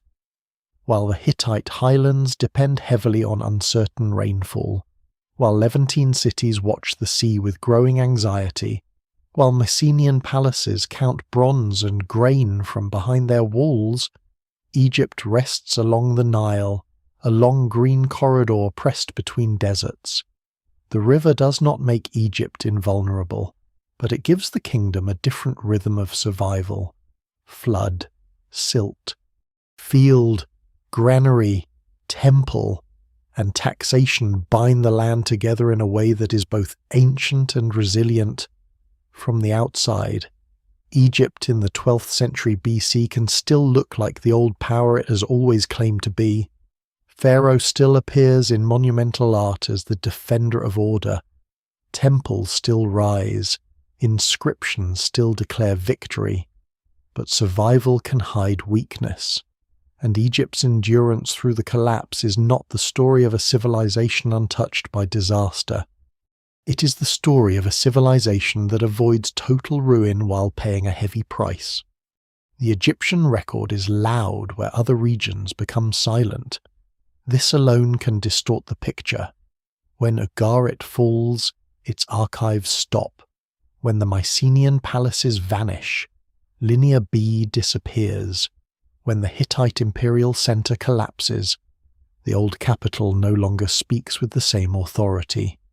Egypt, by contrast, continues to carve, write, commemorate, and explain itself.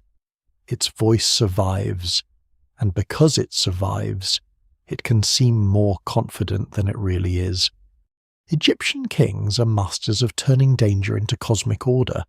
They do not present themselves as administrators barely holding a stressed system together. They present themselves as chosen rulers defeating chaos on behalf of the gods. The evidence remains incomplete beneath that royal surface, but what survives suggests a kingdom under serious strain, using the language of triumph to manage a world becoming less controllable. The reign of Rameses III stands near the center of this story. He's often remembered as the pharaoh who defeats the sea peoples, especially through the dramatic reliefs and inscriptions at Medinet Habu. There, Egypt presents a carefully staged vision of crisis-overcome enemies approaching by land and sea, ships trapped in battle, foreign groups subdued, pharaoh larger than life, the borders restored. These scenes preserve invaluable information. They show that Egypt faced major pressure from moving groups at the edges of the collapsing Bronze Age world. They also show how Egypt wanted the event remembered. The reliefs do not simply record war, they turn war into proof that the king has held back disorder. That distinction matters. Egypt may have won important battles, but a battle won at the frontier does not mean the wider system has been saved. The lesser-known reality is that victory itself can be expensive. Defending the Nile Delta, maintaining armies, absorbing or resettling defeated groups, securing borders, and supporting temple economies all demand resources. Egypt is not fighting in a vacuum. It is fighting while the international world that once supported New Kingdom power is breaking apart. The Egyptian Empire in the Levant has depended on garrisons, vassal rulers, tribute, trade, and prestige. As cities fall and routes become unstable, Egypt's Asian possessions become harder to maintain. The withdrawal is not a single dramatic evacuation, but over time Egyptian influence in Canaan diminishes. Forts, administrative centers, and imperial networks that once projected authority beyond Egypt no longer hold the region in the same way. Egypt survives at home, but its imperial horizon shrinks. This contraction is one of the central features of Egypt after the Bronze Age collapse.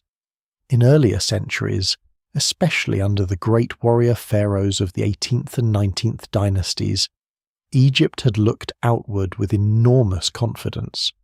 It fought in Syria, negotiated with Hatti, received foreign goods, and stood as one of the great powers of the international age. After the crisis, that world is no longer available in the same form. Hatti is gone as an imperial partner and rival. Ugarit is destroyed. Mycenaean palace exchange has ended. The Levant is reorganizing into smaller and more regional powers. Egypt can still be rich, ancient, and formidable, but it is no longer operating inside the same diplomatic architecture.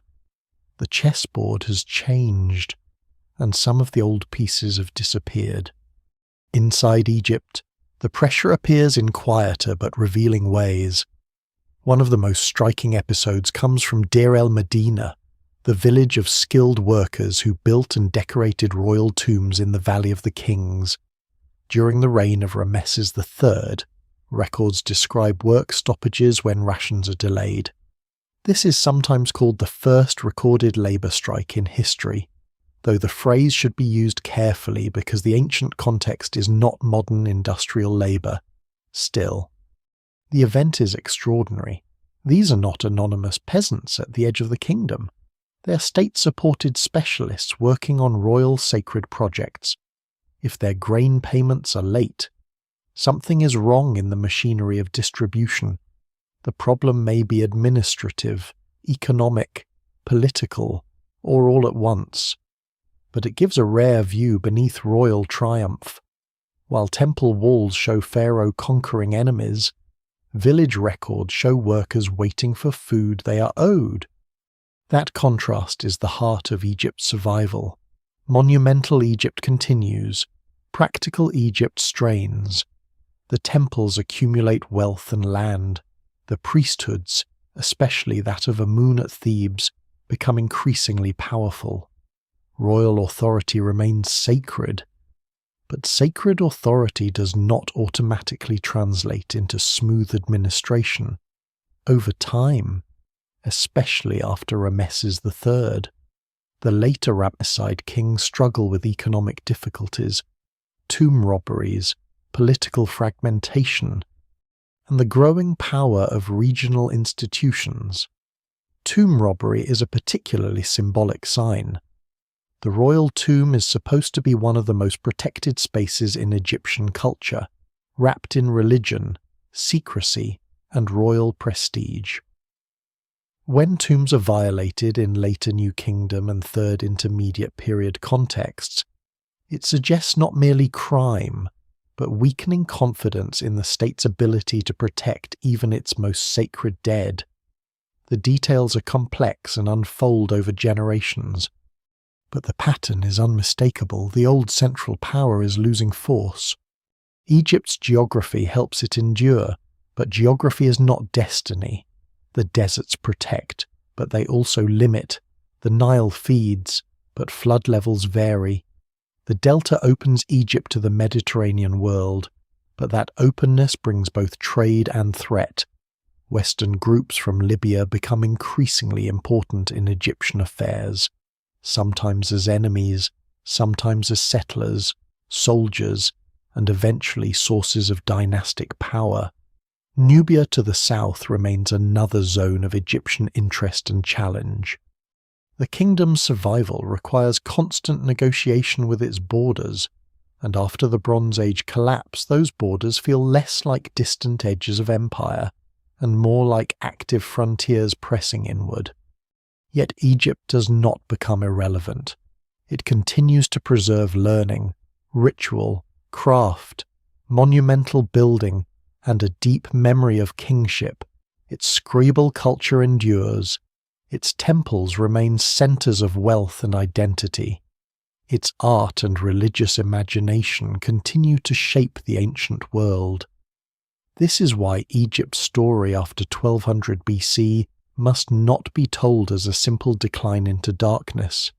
It is a transformation from expansive imperial power toward a more internally focused, regionally contested, and institutionally complex society. The old new kingdom confidence fades, but Egypt remains one of the great reservoirs of ancient tradition. The difference between Egypt and the vanished palace worlds around it reveals a crucial lesson about collapse. Survival does not mean stability, it can mean retreat, reorganization, reduced ambitions, internal strain, and the careful preservation of old symbols while the structures beneath them change. Egypt endures because it has deep agricultural foundations, strong cultural continuity, powerful temples, and a geography that buffers some shocks, but it changes because no civilization, however ancient, can pass through a regional catastrophe without being altered by it. The pharaohs still stand carved in stone, calm and enormous, striking enemies who are forever falling. Beyond the stone, the world they once commanded is smaller, poorer, and less certain than before. Egypt has survived the first dark age, but not as the same empire that entered it. North of the Levant, beyond the coastal cities and the Egyptian frontier, the silence of Hatti is one of the great absences left by the collapse. For centuries, the Hittite Empire had been one of the central powers of Western Asia, strong enough to face Egypt, bind vassals, command armies, negotiate treaties, and govern from the highland capital of Hattusa. Its kings wrote in the language of authority. Its archives preserved treaties, rituals, letters, legal concerns, royal instructions, and the complicated machinery of empire. Then, near the end of the Bronze Age, that imperial voice fades. Hattusa is abandoned, burned, and stripped of its old function. The empire that had once stood beside Egypt as a major force no longer appears in the same form. To later generations, this could look like disappearance. But disappearance is often what happens when historians look only for the old center and miss the fragments that move elsewhere. Hattusa itself is a difficult ending to read. It does not give the simple satisfaction of a capital overwhelmed in a single clear moment while still fully occupied and unaware. The evidence suggests a more complex process. Parts of the city may have been emptied before final destruction. Some valuable materials seem to have been removed. The royal administration may have shifted or contracted. Scholars still debate the exact sequence, and no single explanation fully accounts for the end of the Hittite imperial capital. But the uncertainty is revealing. The fall of Hatti was not merely the fall of walls. It was the failure of an imperial network: food, loyalty, dynastic authority, vassal obligations, military reach, and communication across an enormous and varied landscape. When that network failed, the capital became less a heart and more a shell. The Hittite world had always been more complicated than a single people ruled from a single city. The empire included multiple languages, regions, traditions, and political arrangements. Hittite, Luwian, Hurrian, and other cultural elements moved through its territories. Vassal states were tied to the king by treaty, oath, family politics, military pressure, and mutual advantage. The empire's strength came from the ability to hold these pieces together. Its weakness came from the same fact. In good times, diversity could be managed through hierarchy. In bad times, every local ruler, frontier commander, and subject community had to decide whether the old imperial bond still offered protection or merely demanded obedience. Once the center weakened, the outer zones did not simply vanish. They recalculated. Climate stress may have sharpened that recalculation. Evidence from Anatolia has drawn attention to severe drought near the period of the empire's collapse, and in a highland state dependent on grain, pasture, and long-distance provisioning, such stress could be devastating. But drought alone does not depose a king, empty a capital, or create new political maps. It becomes dangerous when it meets succession problems, regional rivalry, enemy pressure, strained logistics, and the weakening of belief in central authority.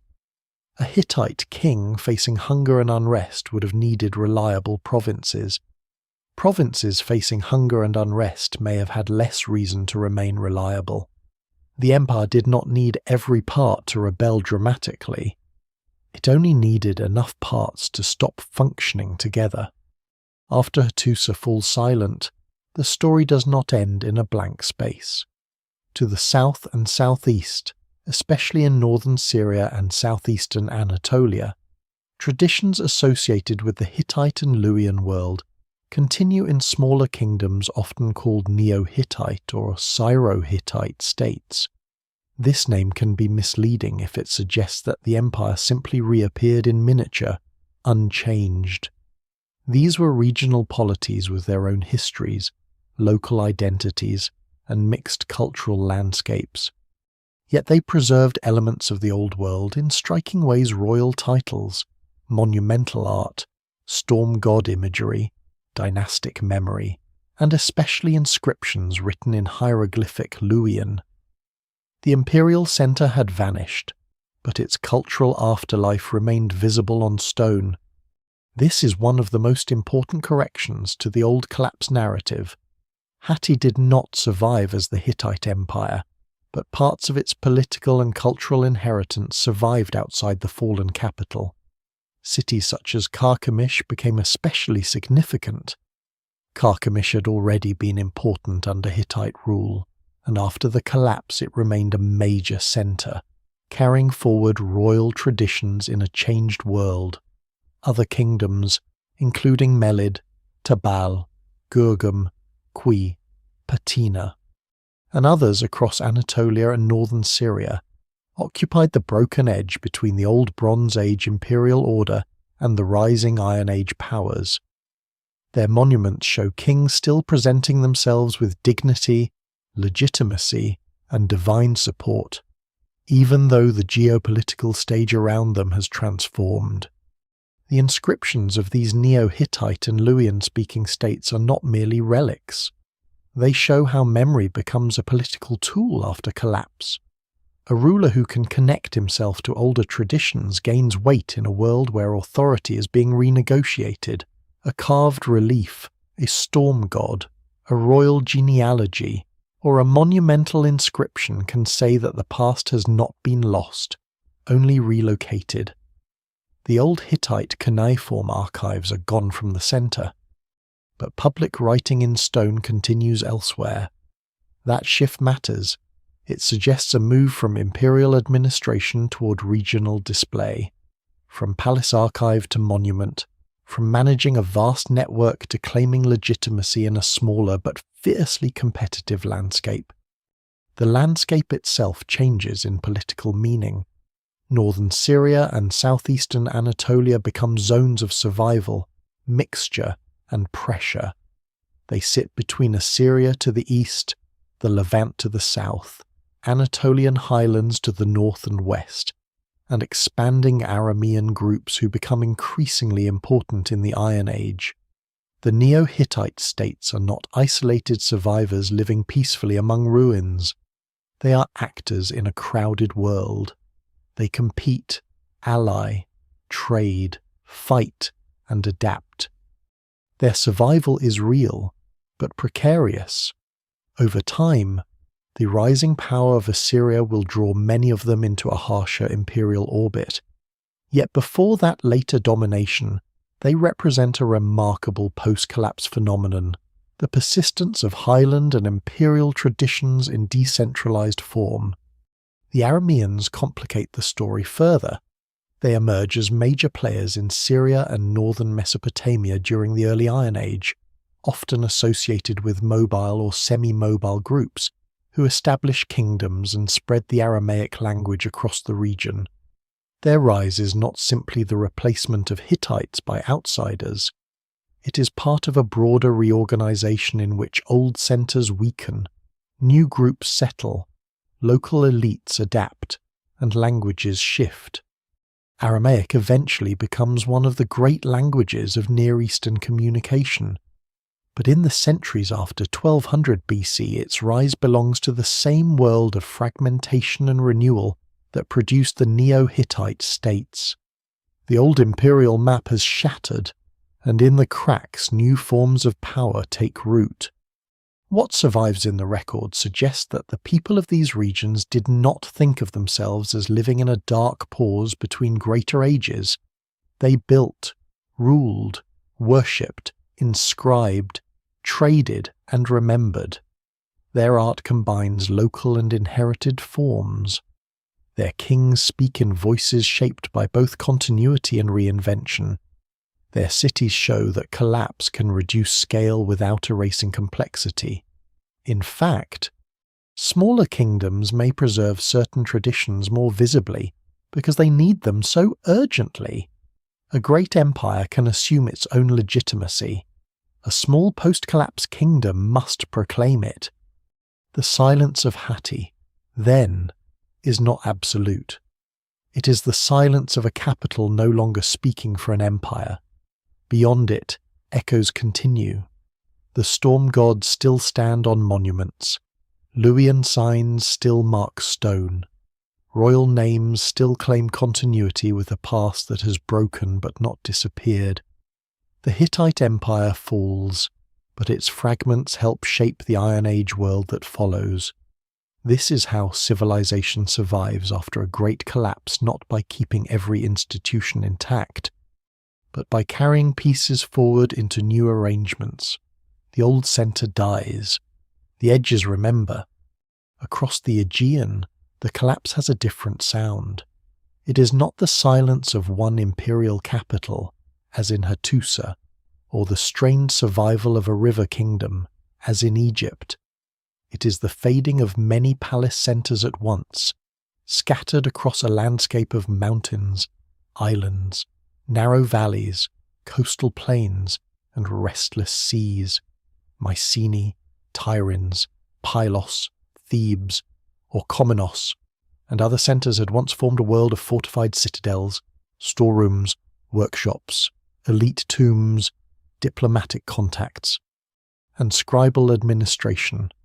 Their rulers were not emperors in the Hittite or Egyptian sense, but they commanded labor, collected goods, armed followers, and participated in the wider Eastern Mediterranean network. Then, over the late 13th and 12th centuries BC, that palatial world breaks. Some centers burn, some are damaged and rebuilt, some shrink, some continue in altered form. The palace system disappears, and with it vanishes one of the strangest voices of the Bronze Age Linear B. The disappearance of Linear B is one of the most revealing signs of the Greek Dark Age, and also one of the easiest to misunderstand. The people of Greece do not lose the ability to speak. They do not stop remembering. They do not cease to make pottery, herd animals, sail, worship, bury their dead, or tell stories. What disappears is a particular administrative technology tied closely to the palaces. Linear B had been used to write an early form of Greek, but mostly for accounting. It recorded grain, livestock, oil, bronze, land, textiles, offerings, personnel, and palace obligations. It was not a widespread literary script used by ordinary communities for letters, poetry, or public inscriptions.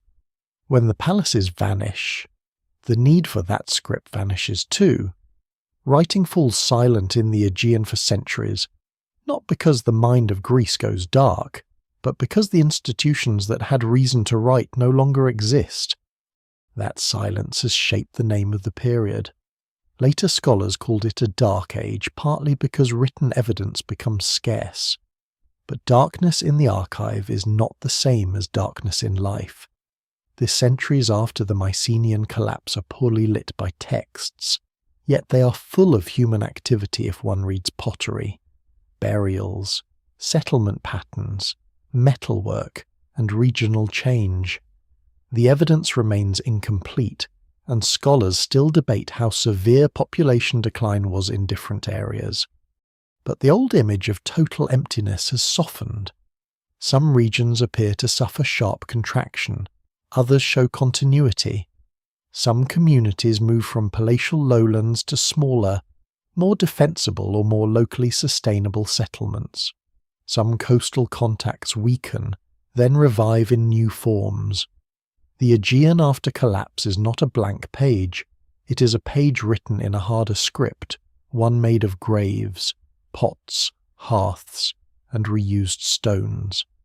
Pylos gives one of the clearest glimpses of the final palatial moment. Its tablets, preserved by fire, show a centre still organising resources, including references that have been interpreted as coastal defence preparations. The palace burns, and the administrative voice stops. Yet people continue to live in Messenia after Pylos. The political structure changes more radically than the landscape itself. At Mycenae and Tiryns, the massive walls still stand, so huge that later Greeks would imagine only Cyclopes could have built them.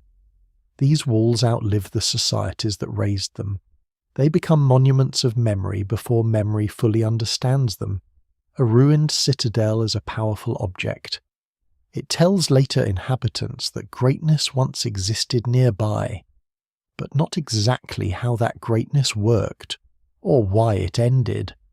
One lesser-known detail of the post-palatial Greek world is that some elements of Mycenaean religion appear to survive in altered form.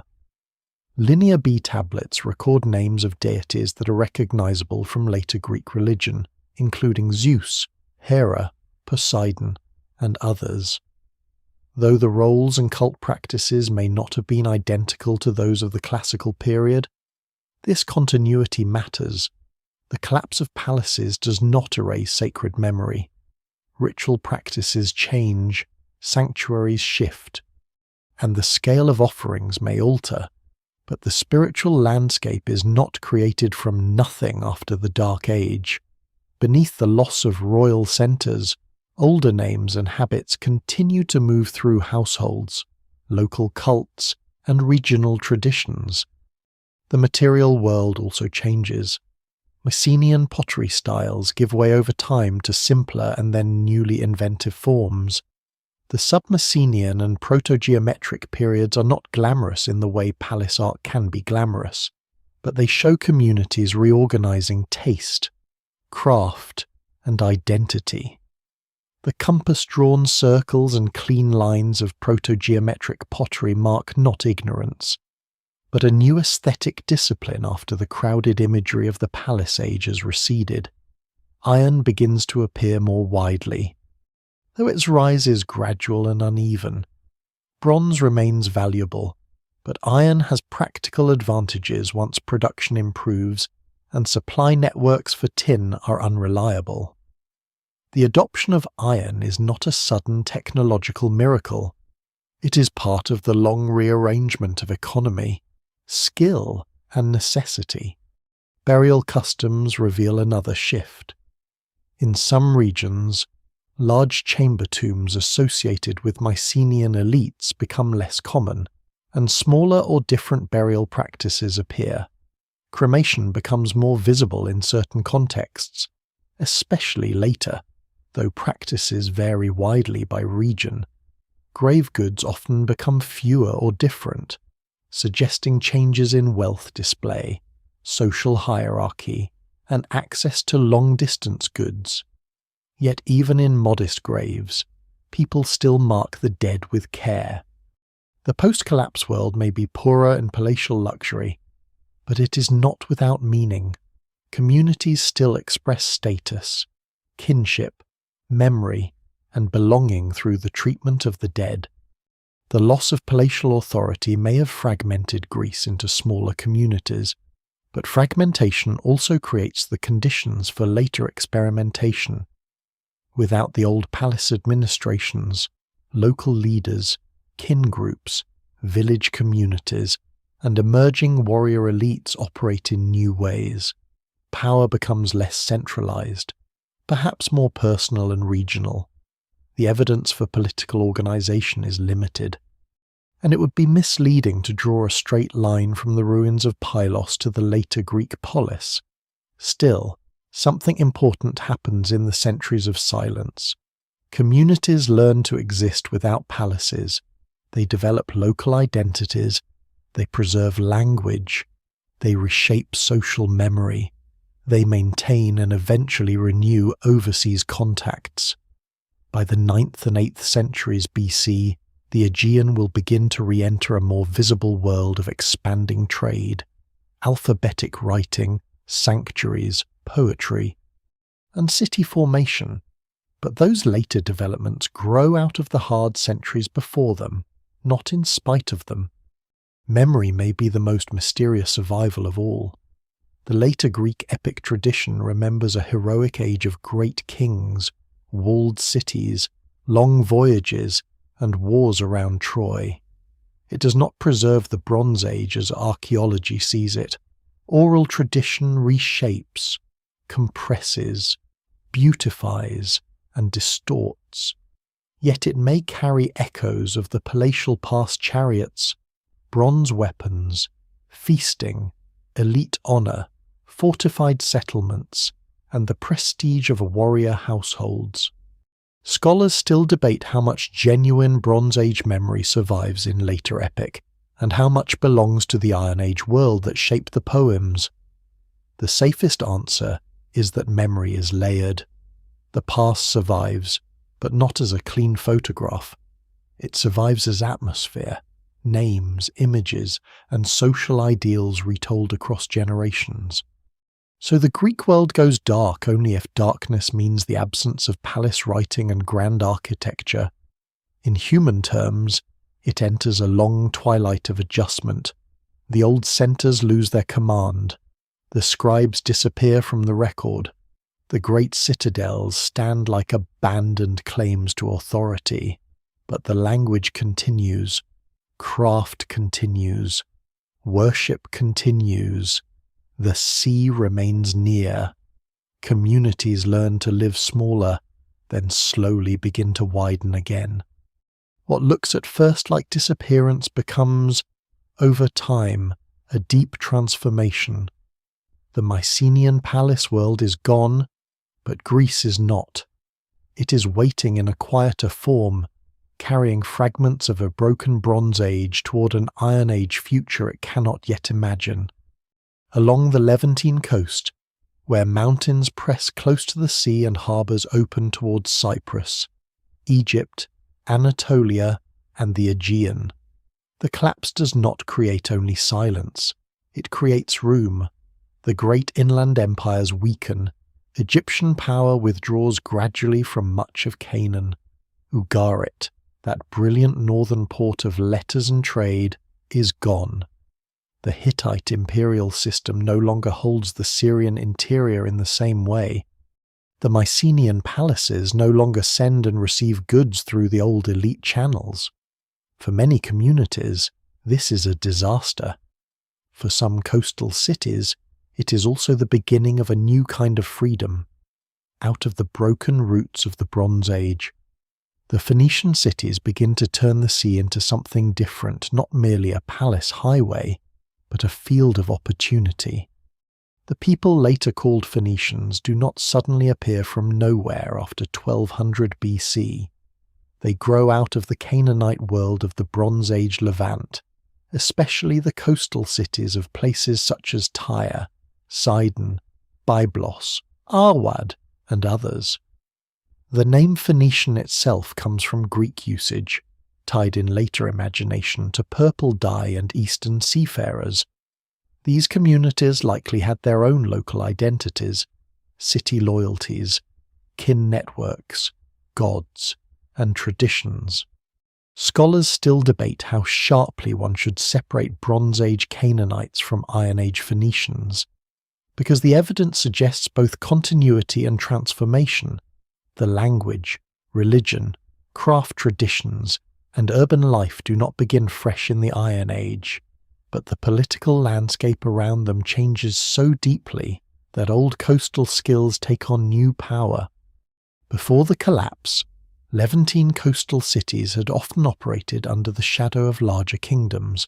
They were traders, shipbuilders, brokers, and cultural middlemen, but they were also tied into the diplomatic and imperial systems of Egypt, Hatti, and other powers. After the collapse, many of those great structures weaken.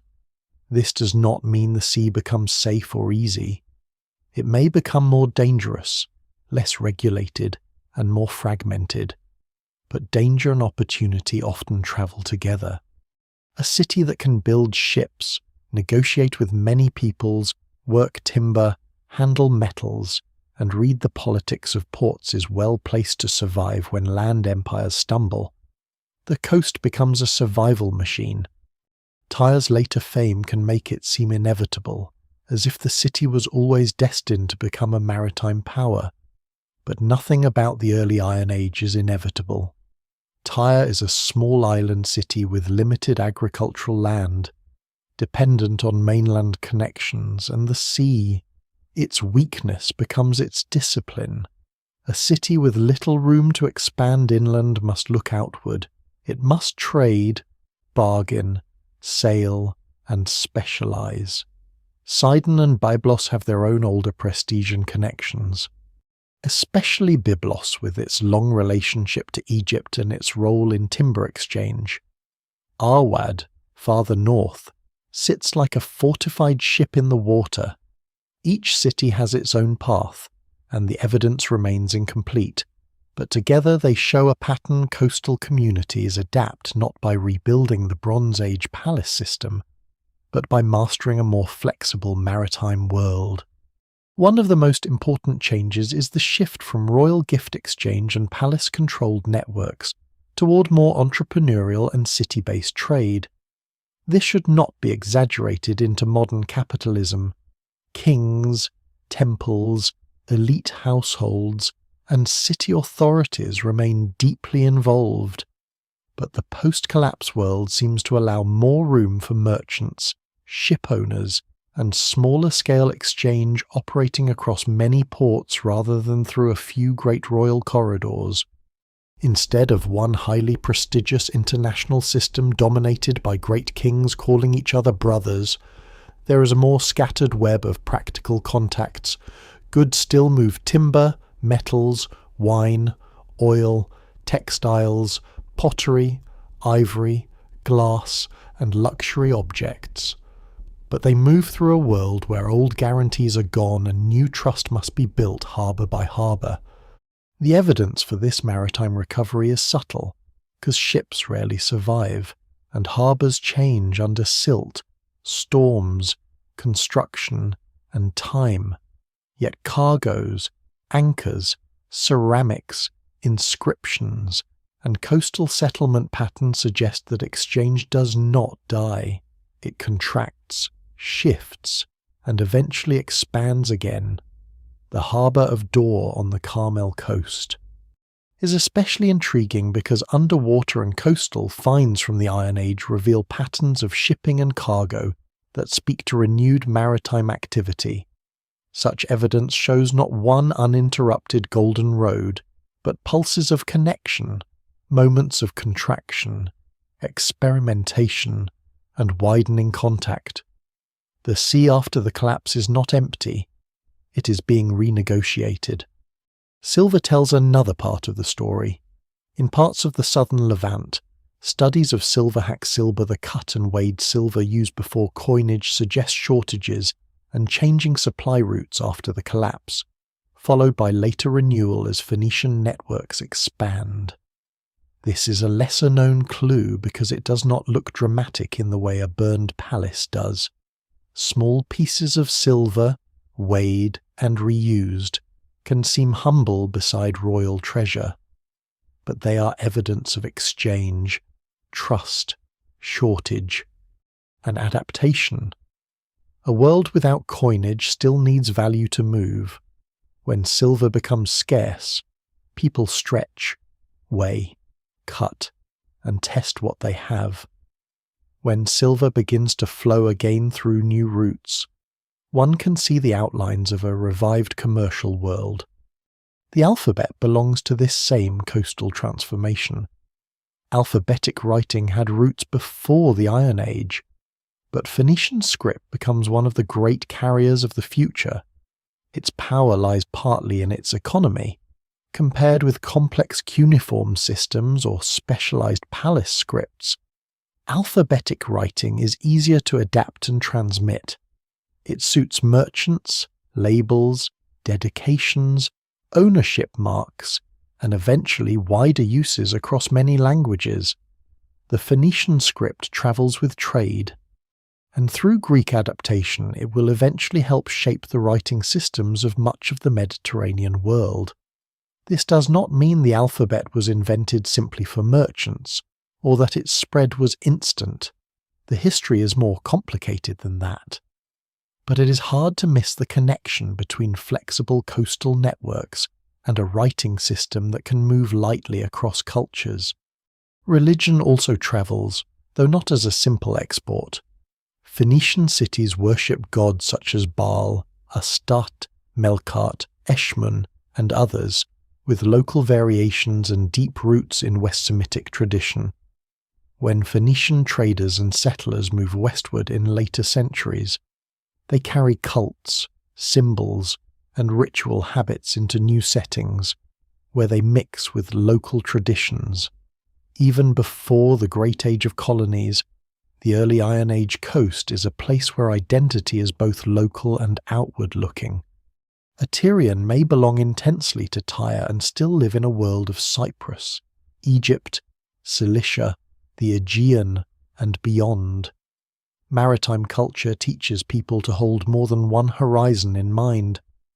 The Phoenician achievement after the collapse is not that they escape history. They live inside its wreckage. They face insecurity, competition, limited land, and the dangers of a sea no longer stabilized by the old Bronze Age order. Their cities are not always united, and their fortunes rise and fall. They will later confront Assyrian expansion, Babylonian pressure, and the demands of empires larger than themselves. But in the centuries after 1200 BC, they show one of the clearest forms of survival through adaptation. When inland palace systems fail, the coast does not merely mourn the loss of the old roads, it makes new ones across water. So the sea changes meaning again. In the age before collapse, it had carried the wealth of kings. During the crisis, it had carried fear, raiders, migrants, missing shipments, and uncertainty. Afterward, in the hands of Levantine coastal cities, it becomes a route of recovery, not recovery as restoration, because the old world is not coming back, recovery as reinvention. The Phoenician cities do not rebuild the Bronze Age. They help build the Iron Age Mediterranean, one harbour, one cargo, one inscription, one risky voyage at a time. As the old palace routes weaken and coastal cities begin to make new paths across the sea, another transformation is taking place farther inland, in hills, valleys, frontier zones, and modest settlements that would once have seemed minor beside the great capitals. The Iron Age does not arrive as a single invention that instantly replaces bronze and solves the problems of collapse. It spreads unevenly, slowly, and with many local experiments. But over the centuries after 1200 BC, iron becomes one of the signs that the world is changing its foundations. Bronze had belonged to a system of long-distance dependence because copper and tin had to meet across difficult routes. Iron ore is more widely available, though harder to master at first. To turn iron into reliable tools and weapons requires skill, heat, experience, and improvement over generations. At the beginning, iron is not always better than bronze. Eventually, its availability helps reshape economies that no longer depend so heavily on the old tin networks. A metal that begins as difficult and sometimes prestigious becomes practical, and practicality is exactly what a post-collapse world needs. The rise of iron should not be imagined as a sudden technological revolution sweeping away the past. Bronze continues to be used. Old objects are repaired, recycled, and treasured. In some places, bronze remains the preferred material for certain items long after iron appears, but the balance changes. A farmer with an iron tool, a warrior with an iron blade, a smith who can work local ore, a community less dependent on distant tin. These are not dramatic images compared with burning palaces. Yet they are signs of a new age taking root. Technology here is not only invention, it is adaptation to broken supply chains. It is a way of living after the loss of predictable exchange. It is the material answer to a world in which the old international system no longer delivers what it once promised. Settlements also change. Across parts of the Levant, Anatolia, Syria, northern Mesopotamia, and the Aegean, power becomes smaller, more regional, and often more local. The great palace may no longer stand at the centre of political life. In its place appear villages, fortified hill settlements, small kingdoms, tribal coalitions, city-states, and shifting alliances. This does not mean society becomes simple. A small kingdom can be politically subtle. A hill village can belong to a wide network of kinship, exchange, and memory. A local chief can command loyalty in ways a distant palace cannot. What changes is scale and texture. Power no longer has to look like Hattusa, Ugarit, or Pylos to matter. It may look like a cluster of houses on a ridge, a storage area controlled by local leaders, a shrine serving a growing community, or a fortified town watching a pass. In the southern Levant, this transformation is especially visible in the spread of highland settlements during the early Iron Age. These communities are often connected with the emergence of ancient Israel, though the relationship between archaeology, later biblical traditions, and early identity remains deeply debated.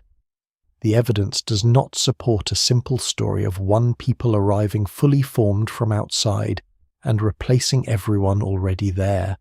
Instead, many scholars see a complex process involving local Canaanite populations, pastoral groups, shifting settlement patterns, new social organization, and perhaps memories of movement and difference that later traditions reshaped. The highland villages are modest compared with Bronze Age cities, but their modesty is part of the point. They represent a world in which new identities can grow outside the old palace lowlands.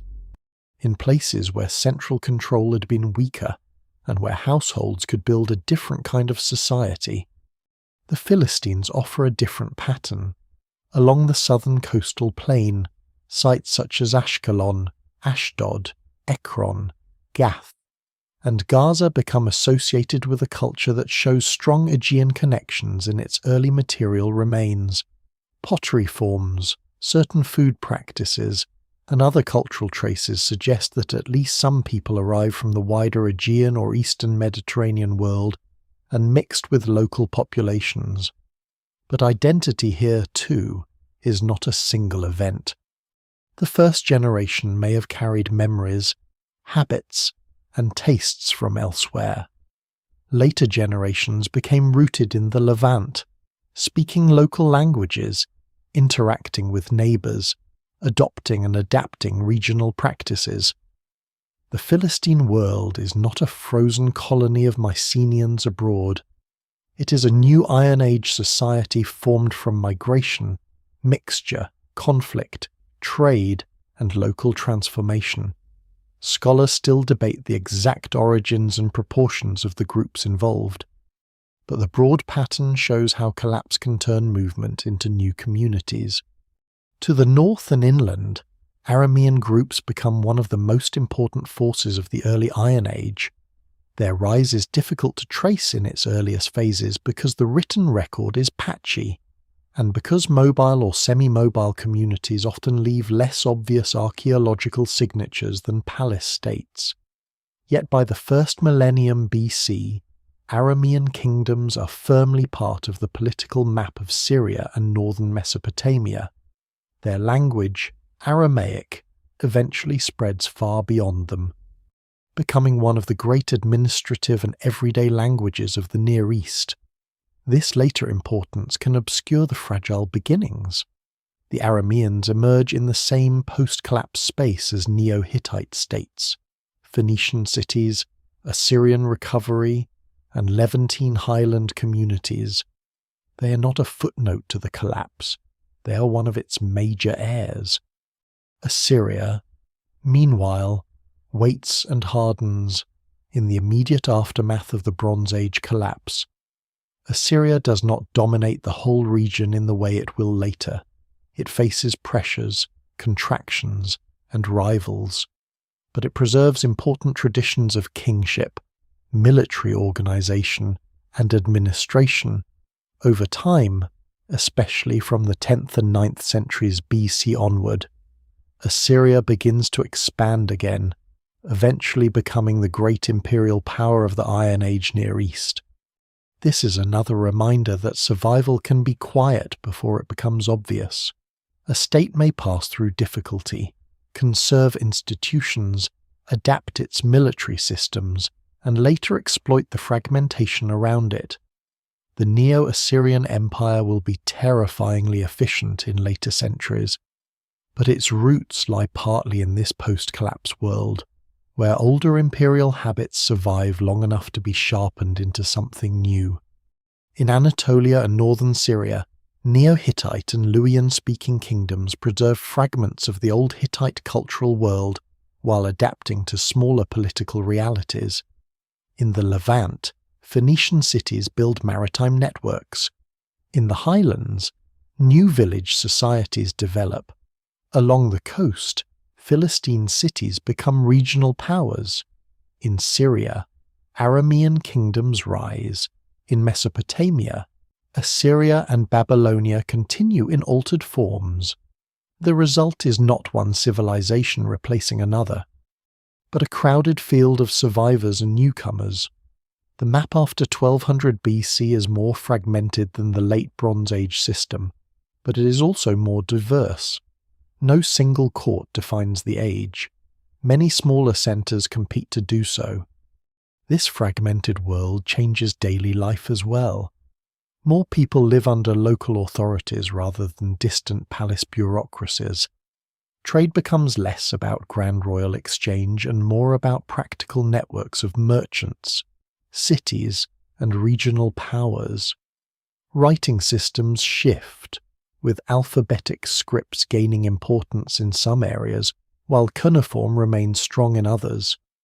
Religious life becomes more locally visible, tied to city gods, highland shrines, household practices, and regional traditions.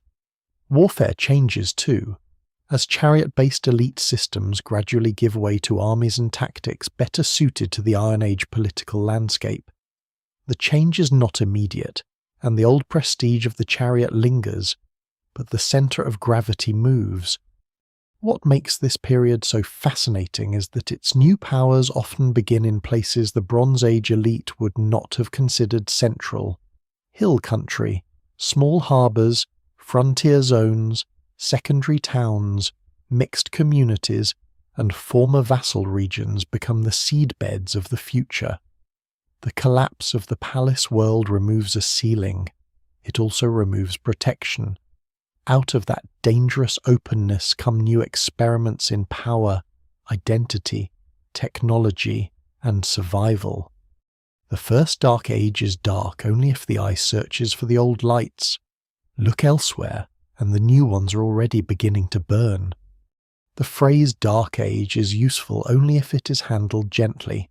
It points to a real change in the evidence: fewer royal archives, fewer grand inscriptions in some regions, fewer large palace centres speaking in the confident voice of the late Bronze Age.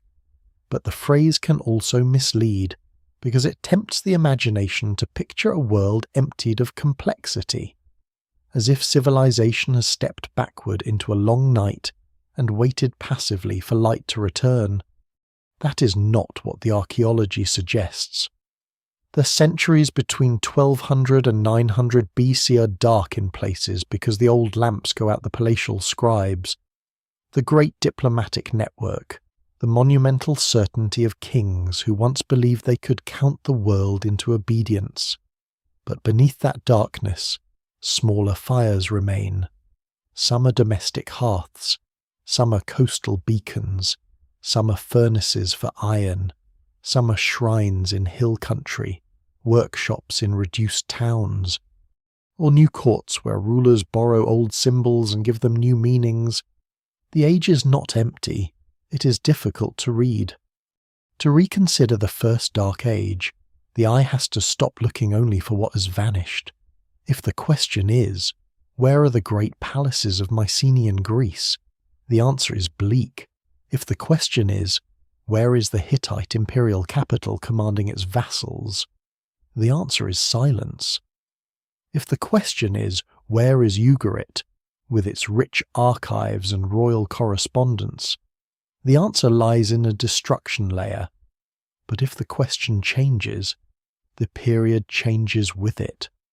Where are people farming after the palace loses control? Where are they moving? Where are new villages appearing? Where do old artistic habits survive in altered forms? Where does trade revive under different hands? Where do scripts simplify, spread, and adapt? Where do small kingdoms make claims that great empires once made? The answers are less dramatic than burned gates, but they are the real anatomy of survival. One of the great lessons of recent scholarship is that collapse and regeneration are not always separate phases. They can happen at the same time, in neighbouring valleys, even within the same generation. A city may be destroyed while a nearby community grows. A long-distance trade route may fail while a local exchange system becomes more important. A palace archive may fall silent while oral memory deepens. A kingdom may lose imperial reach while its cultural traditions survive at the edge of its former territory. What survives in the record suggests a patchwork, not a uniform darkness. This is why broad maps of collapse must be treated with caution. They are helpful for seeing the scale of disruption, but they flatten local experience. The people living through the crisis do not inhabit a colour-coded map. They inhabit a landscape of specific wells, fields, roads, harbours, ruins, and neighbours. In some regions, contraction is severe, settlements shrink, imported luxuries become rare, writing disappears or becomes less visible, administrative complexity falls, populations may decline or redistribute, elite display changes. The old confidence of palace society is gone. It would be wrong to soften the catastrophe so much that it becomes only transformation. Many people likely experienced fear, hunger, loss, and insecurity, though the evidence rarely lets their individual lives speak clearly. The end of a palace can mean the end of a livelihood for scribes, specialized craftspeople, guards, dependents, and officials. The collapse of a trade route can impoverish communities that once lived from exchange. The disappearance of central protection can expose small settlements to danger. Survival is not romantic, it is often austere. Yet austerity is not the same as cultural death. In fact, austerity can force a society to become more inventive. When imported goods become harder to obtain, local production matters more. When central redistribution weakens, household storage and community ties become more important. When bronze supplies are unreliable, smiths experiment with iron and recycling. When old powers retreat, new leaders emerge from places formerly treated as marginal. When writing tied to palace accounting disappears, other forms of memory continue until new scripts and new uses for writing spread. This is not progress in a simple upward line. It is adaptation under pressure.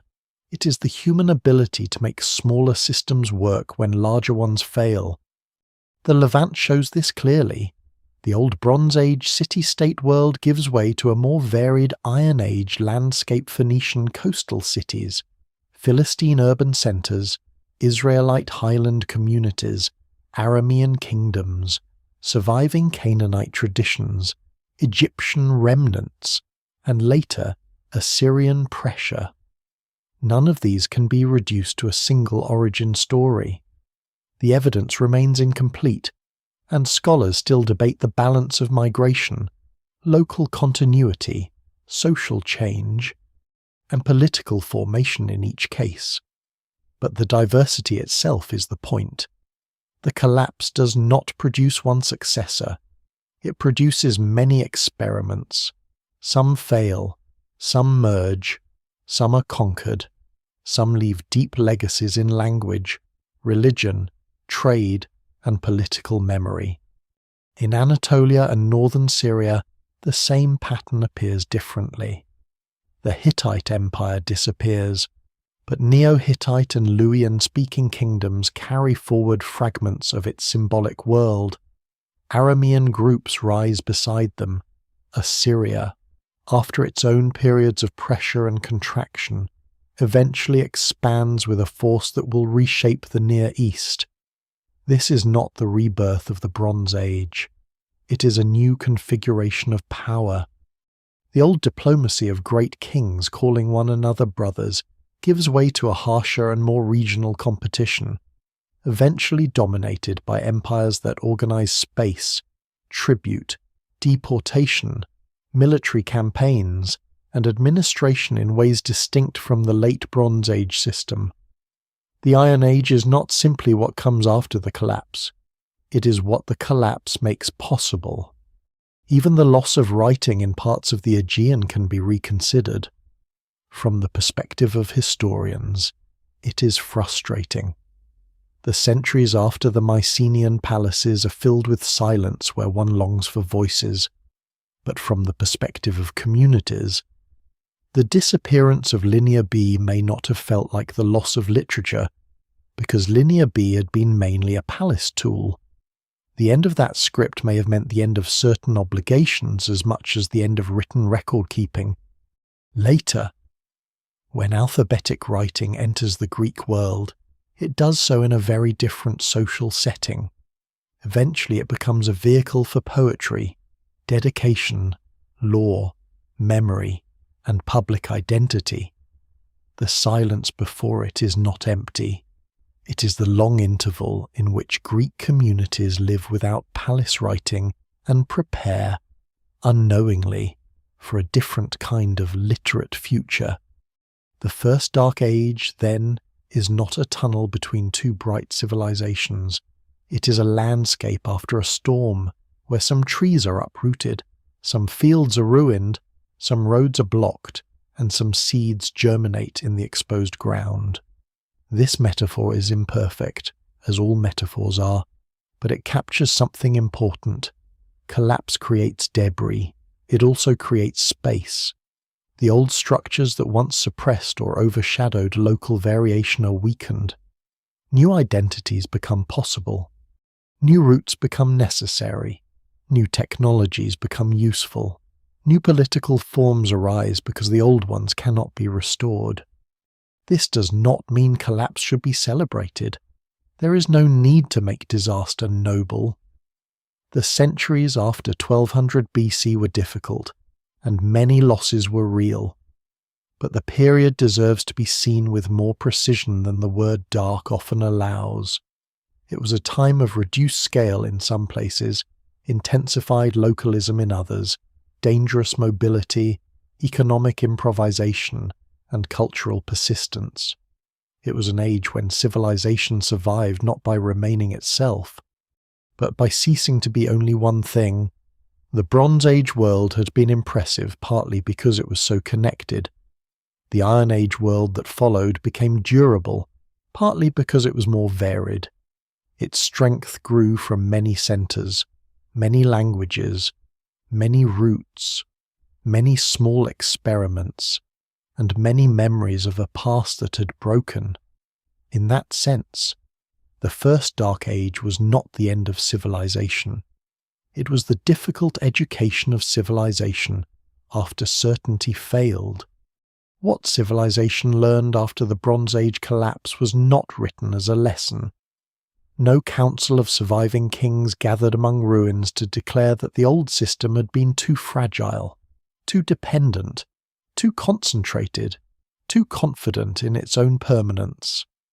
The lesson was learned in practice, unevenly, across 3 centuries of rebuilding, retreat, experiment, and memory. It was learned when a coastal city discovered that ships could serve local ambition better than imperial diplomacy. It was learned when a highland village found that distance from old centres could become protection. It was learned when smiths worked iron because bronze supply chains no longer carried the same certainty. It was learned when smaller kingdoms borrowed the symbols of fallen empires but no longer tried to recreate them exactly. It was learned when Egypt endured by narrowing its world, when Assyria survived long enough to sharpen its institutions, when Greek communities carried language and memory through centuries without palace writing. The Bronze Age had taught the Eastern Mediterranean how powerful connection could be. The centuries after 1200 BC taught it how dangerous connection could become when too much depended on too few centres. The most obvious lesson was decentralization, though no one would have used that word. The late Bronze Age palace system had concentrated authority, storage, labour, writing, and long-distance exchange in royal centres. That concentration created magnificence. It also created points of failure. When palaces burned or lost control, whole administrative worlds disappeared with them. In the Iron Age landscape that followed, power was often smaller and more distributed. This did not make life peaceful.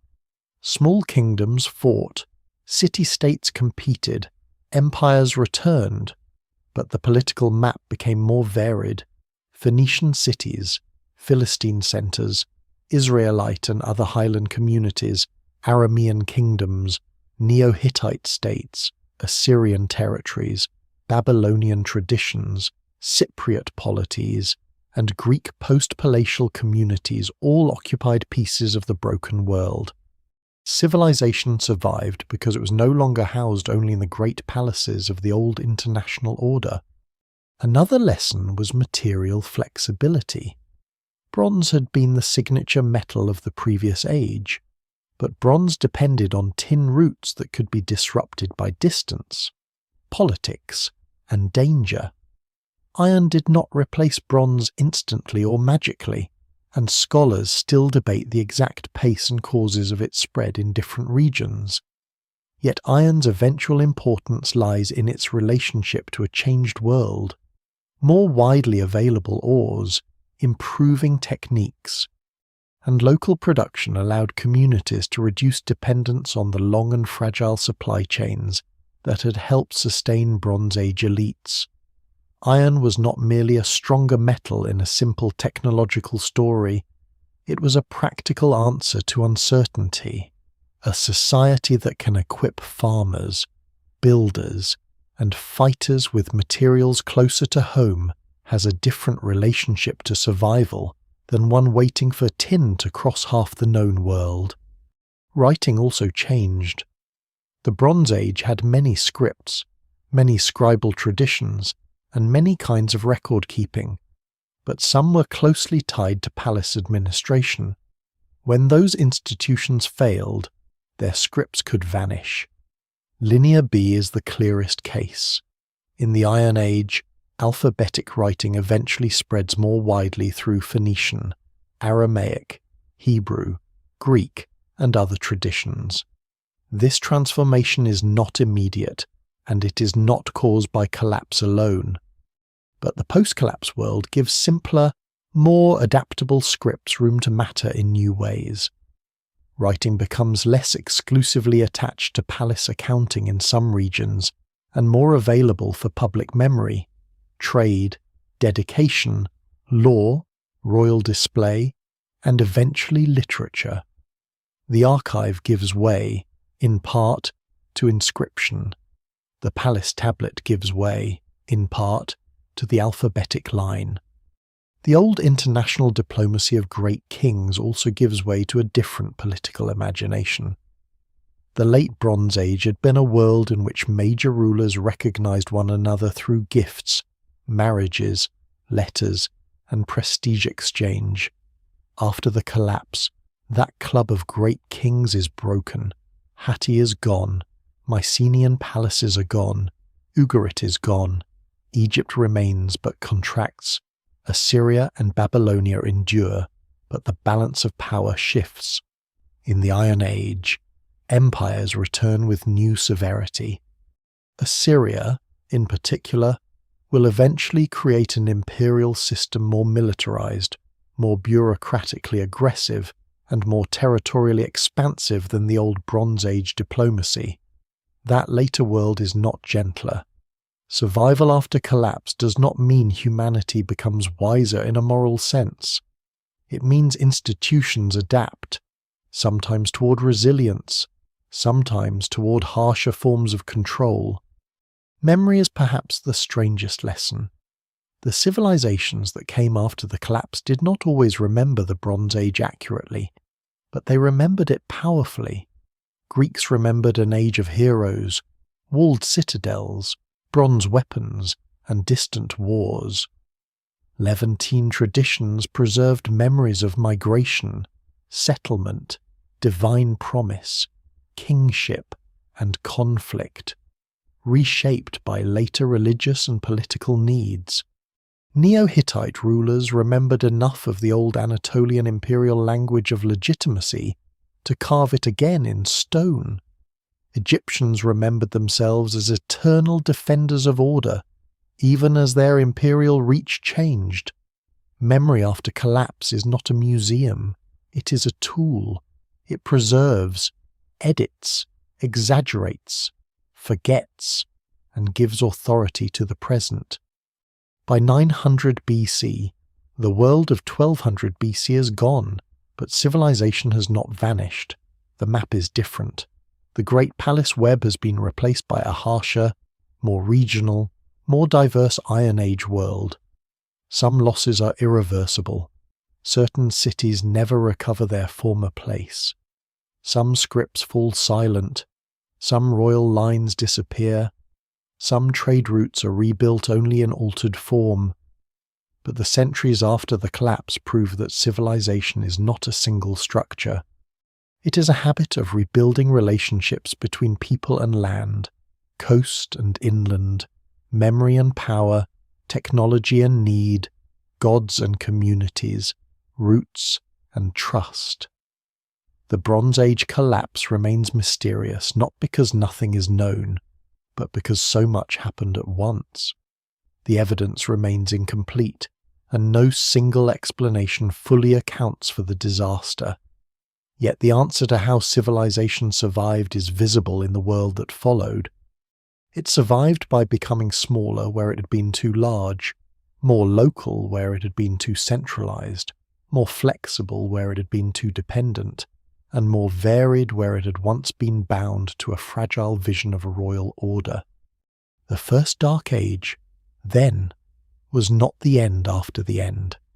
It was the beginning after the end, though no one living through it could have seen the shape of that beginning clearly.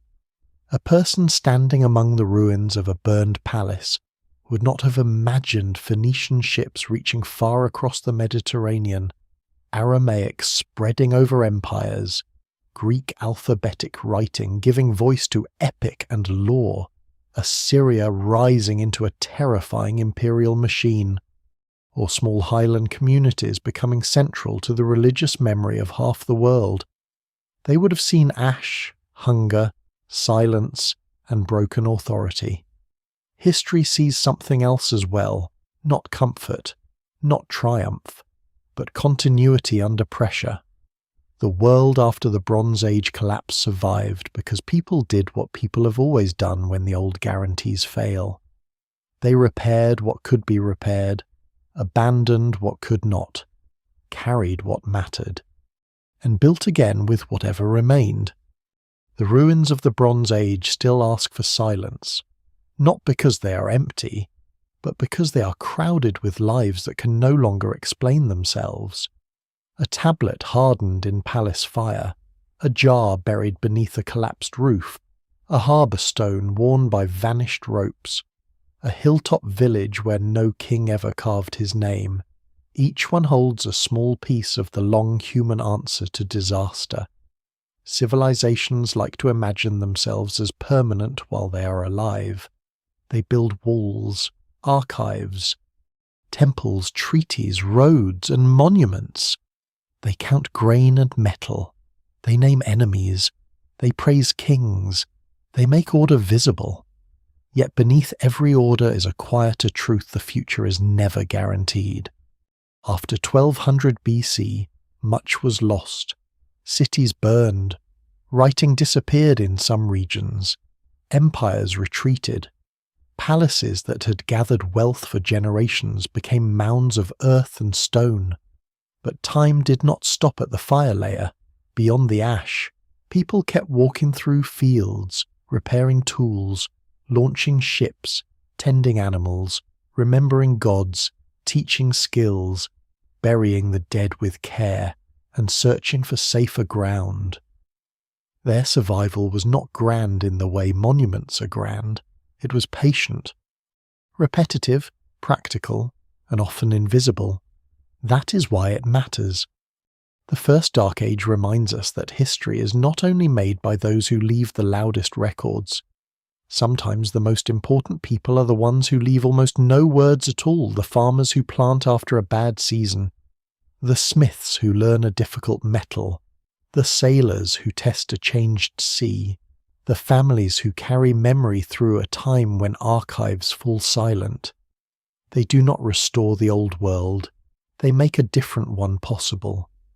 And so the story ends not with a final collapse, but with a horizon. The palaces are dark, but far away. New lights begin to appear, a furnace glow, a harbour fire, a shrine lamp, a village hearth beneath a cold sky. The Bronze Age is gone. The Iron Age is not yet fully born. Between them lies a long, uncertain dusk, where civilization survives by changing its shape and where the past, broken but not erased, waits beneath the ground for someone to listen